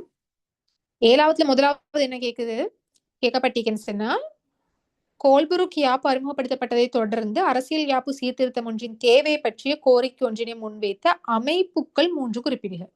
எந்தெந்த அமைப்பு கோல்புரூக் யாப்பு அறிமுகப்படுத்தப்பட்டதுக்கு பிறகு அரசியல் யாப்பு சீர்திருத்தம் ஒன்னோட தேவை செல்லிச்சு அப்படின்னு சொன்னா அதுல முக்கியமா செல்ல வேண்டிய அமைப்புகள் யாழ்ப்பாண சங்கம், சிலாப சங்கம், கரை நாட்டு உற்பத்தியாளர் சங்கம். யாழ்ப்பாண சங்கம், சிலாப சங்கம், கரை நாட்டு உற்பத்தியாளர் சங்கம் இந்த 3 சங்கமும் முக்கியமா ஒரு யாப்பு சீர்திருத்தம் வேணும் அப்படின்றதுக்கான கோரிக்கையை முன் வச்சாங்க.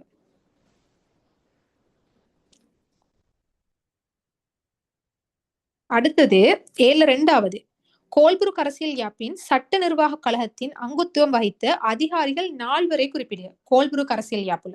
அப்ப அதுக்கு எங்களுக்கு செல்லும் குடியேற்ற நாட்டு செயலாளர், திரைசேரி நாயகம், கணக்காளர் நாயகம், நில அளவி திணைக்கள தலைவர், கொழும்பு சுங்க திணைக்கள தலைவர், இப்படி இவங்க எல்லாத்தையும் செல்லும் கோல்புரூக் அரசியல் யாப்பின்படி சட்ட நிர்வாக கழகத்துல அங்கத்துவம் வகித்த அதிகாரிகள் அப்படின்றதுல.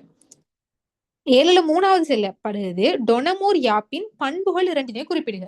டொனமூர் யாப்பை பொறுத்தவரையில அரசு கழகம் கொண்டு வரப்பட்டது செல்லும், சர்வஜன வாக்குரிமை அறிமுகம் செல்லும், நிர்வாக குழுமுறை கொண்டு வரப்பட்டது செல்லும், ஆளுநரும் அரச அதிகாரிகளும் சம்பந்தமான விஷயத்தையும் செல்லும். முக்கியமா செல்ல வேண்டியது அரசு கழகம், சர்வஜன வாக்குரிமை, நிர்வாக குழுமுறை. இது 3ம் முக்கியமான ஒரு திருப்பு முனையா செல்லும் டொனமூர் யாப்புல. அடுத்தது 4வது கேள்வி 7ல இலங்கை முதலாம் குடியரசு யாப்பின் பண்புகள் 3னை குறிப்பிட்டு விளக்குக. முதலாவது குடியரசு யாப்பு 1972ஆம் ஆண்டுல கொண்டு வரப்பட்ட முதல் தடவையா இலங்கையர்கள் எங்களுக்கான ஒரு யாப்பை உருவாக்கி கொள்வோம். அப்ப அந்த யாப்போட முக்கியமான பண்புன்னு சொல்லி பார்க்கிற டைம்ல ஜனாதிபதி பதவி அது மிக மிக முக்கியமான ஒரு விஷயம். முதலாவது முக்கியமான விஷயம் ஜனாதிபதி பதவி அப்படின்றது. 2வது தேசிய அரசு பேரவை கொண்டு வரப்பட்டது. 3வது பிரதமர் தலைமையில அமைச்சரவை கொண்டு வரப்பட்டது. 4வது நீதிமன்ற கட்டமைப்பு கொண்டு வரப்பட்டது. அதே மாதிரி 5வது அடிப்படை மனித உரிமைகள் கொண்டு வரப்பட்டது. ஏண்டா இலங்கையோட யாப்புக்கள் எந்த யாப்பை நாங்க எடுத்தாலும் அதுல முதல் முறையா மனித உரிமைகள் அப்படின்றது பேசப்பட்டது. அது ஒரு கருப்பொருளா பார்க்கப்பட்டது எதுன்னு சொன்னா 1972 யாப்புல தான். அப்ப இது இவ்வளவு எங்களுக்கு முக்கியமான விஷயமா செல்லும் முதலாவது குடியரசு யாப்பு. அதோட முதல் 7 கேள்வி முடியுது, பார்ட் 2 முடியுது. இதோட நான் விளக்கப்படுத்துறது நிப்பாட்டேன். இட பார்ட் 3 அப்படின்னு சொல்லியது அது எப்படியுமே ஒவ்வொருத்தரும் அவங்களோட விருப்பத்தின்படி கூடுதலா உலக மகா யுத்தத்துல வரோம். மேலும் யார் சொல்லி கேள்வி கேட்காங்களா? 7வதுல 2வது கொஞ்சம் சொல்லுங்களேன். கோல்புரூக் அரசியல் யாப்பு சட்ட நிர்வாக கழகத்துல அங்கத்துவம் வைத்தோர். சட்ட நிர்வாக கழகத்தில் இருந்தாக்கள் குடியேற்ற நாட்டு செயலாளர், திரைசேரி நாயகம், கணக்காளர் நாயகம், நில அளவை திணைக்கள தலைவர், கொழும்பு சுங்க திணைக்கள தலைவர். இவங்க எல்லாரும் கோல்புரூக்ட சட்ட நிர்வாக கழகத்துல இருந்தவங்க.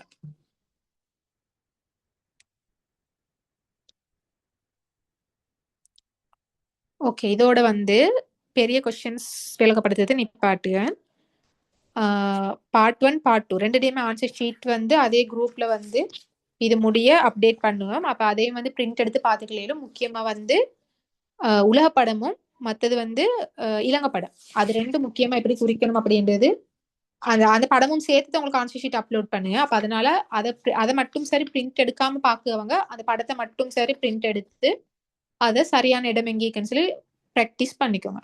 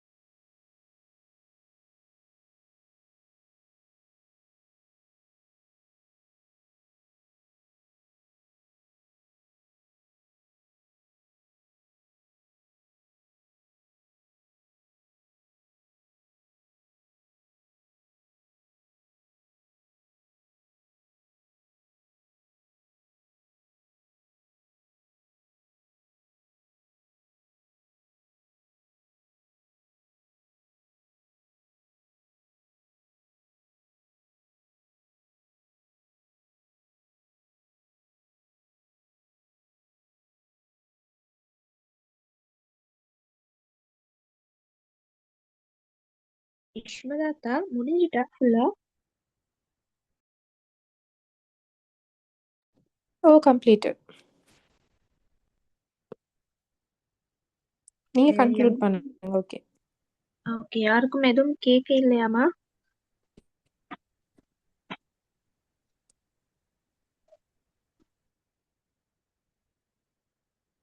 இல்லைன்னு நினைக்கிறேன். Then okay. ஜஸாக்குமுல்லா நீங்க ஹைரன். சொல்லுங்க அக்கா. தங்கச்சி நீங்க வந்து குரூப்புக்கு வந்து அப்லோட் பண்ணுங்க ஆன்சர் ஷீட்டோட சேர்த்து. இது முடிஞ்சது ஓகே. பிறகு. Okay okay. இதுல கலந்து கொண்ட ஸ்டூடெண்ட்ஸ் எல்லாத்துக்கும் ஜஸாக்குமுல்லா ஹைரன். மற்ற சப்ஜெக்ட்ஸுக்கும் உங்களால் ஏழுமான அளவு பங்களிப்பை தராங்க. அப்ப என் பண்ணலாம். நான் பேப்பரை ஷேர் பண்ணிவிட்டேன் ஆன்சர். ஓகே. ஜஸாக்கல்லாஹ் ஹைர். ஜாயின் ஆனவங்க எல்லாருக்கும்.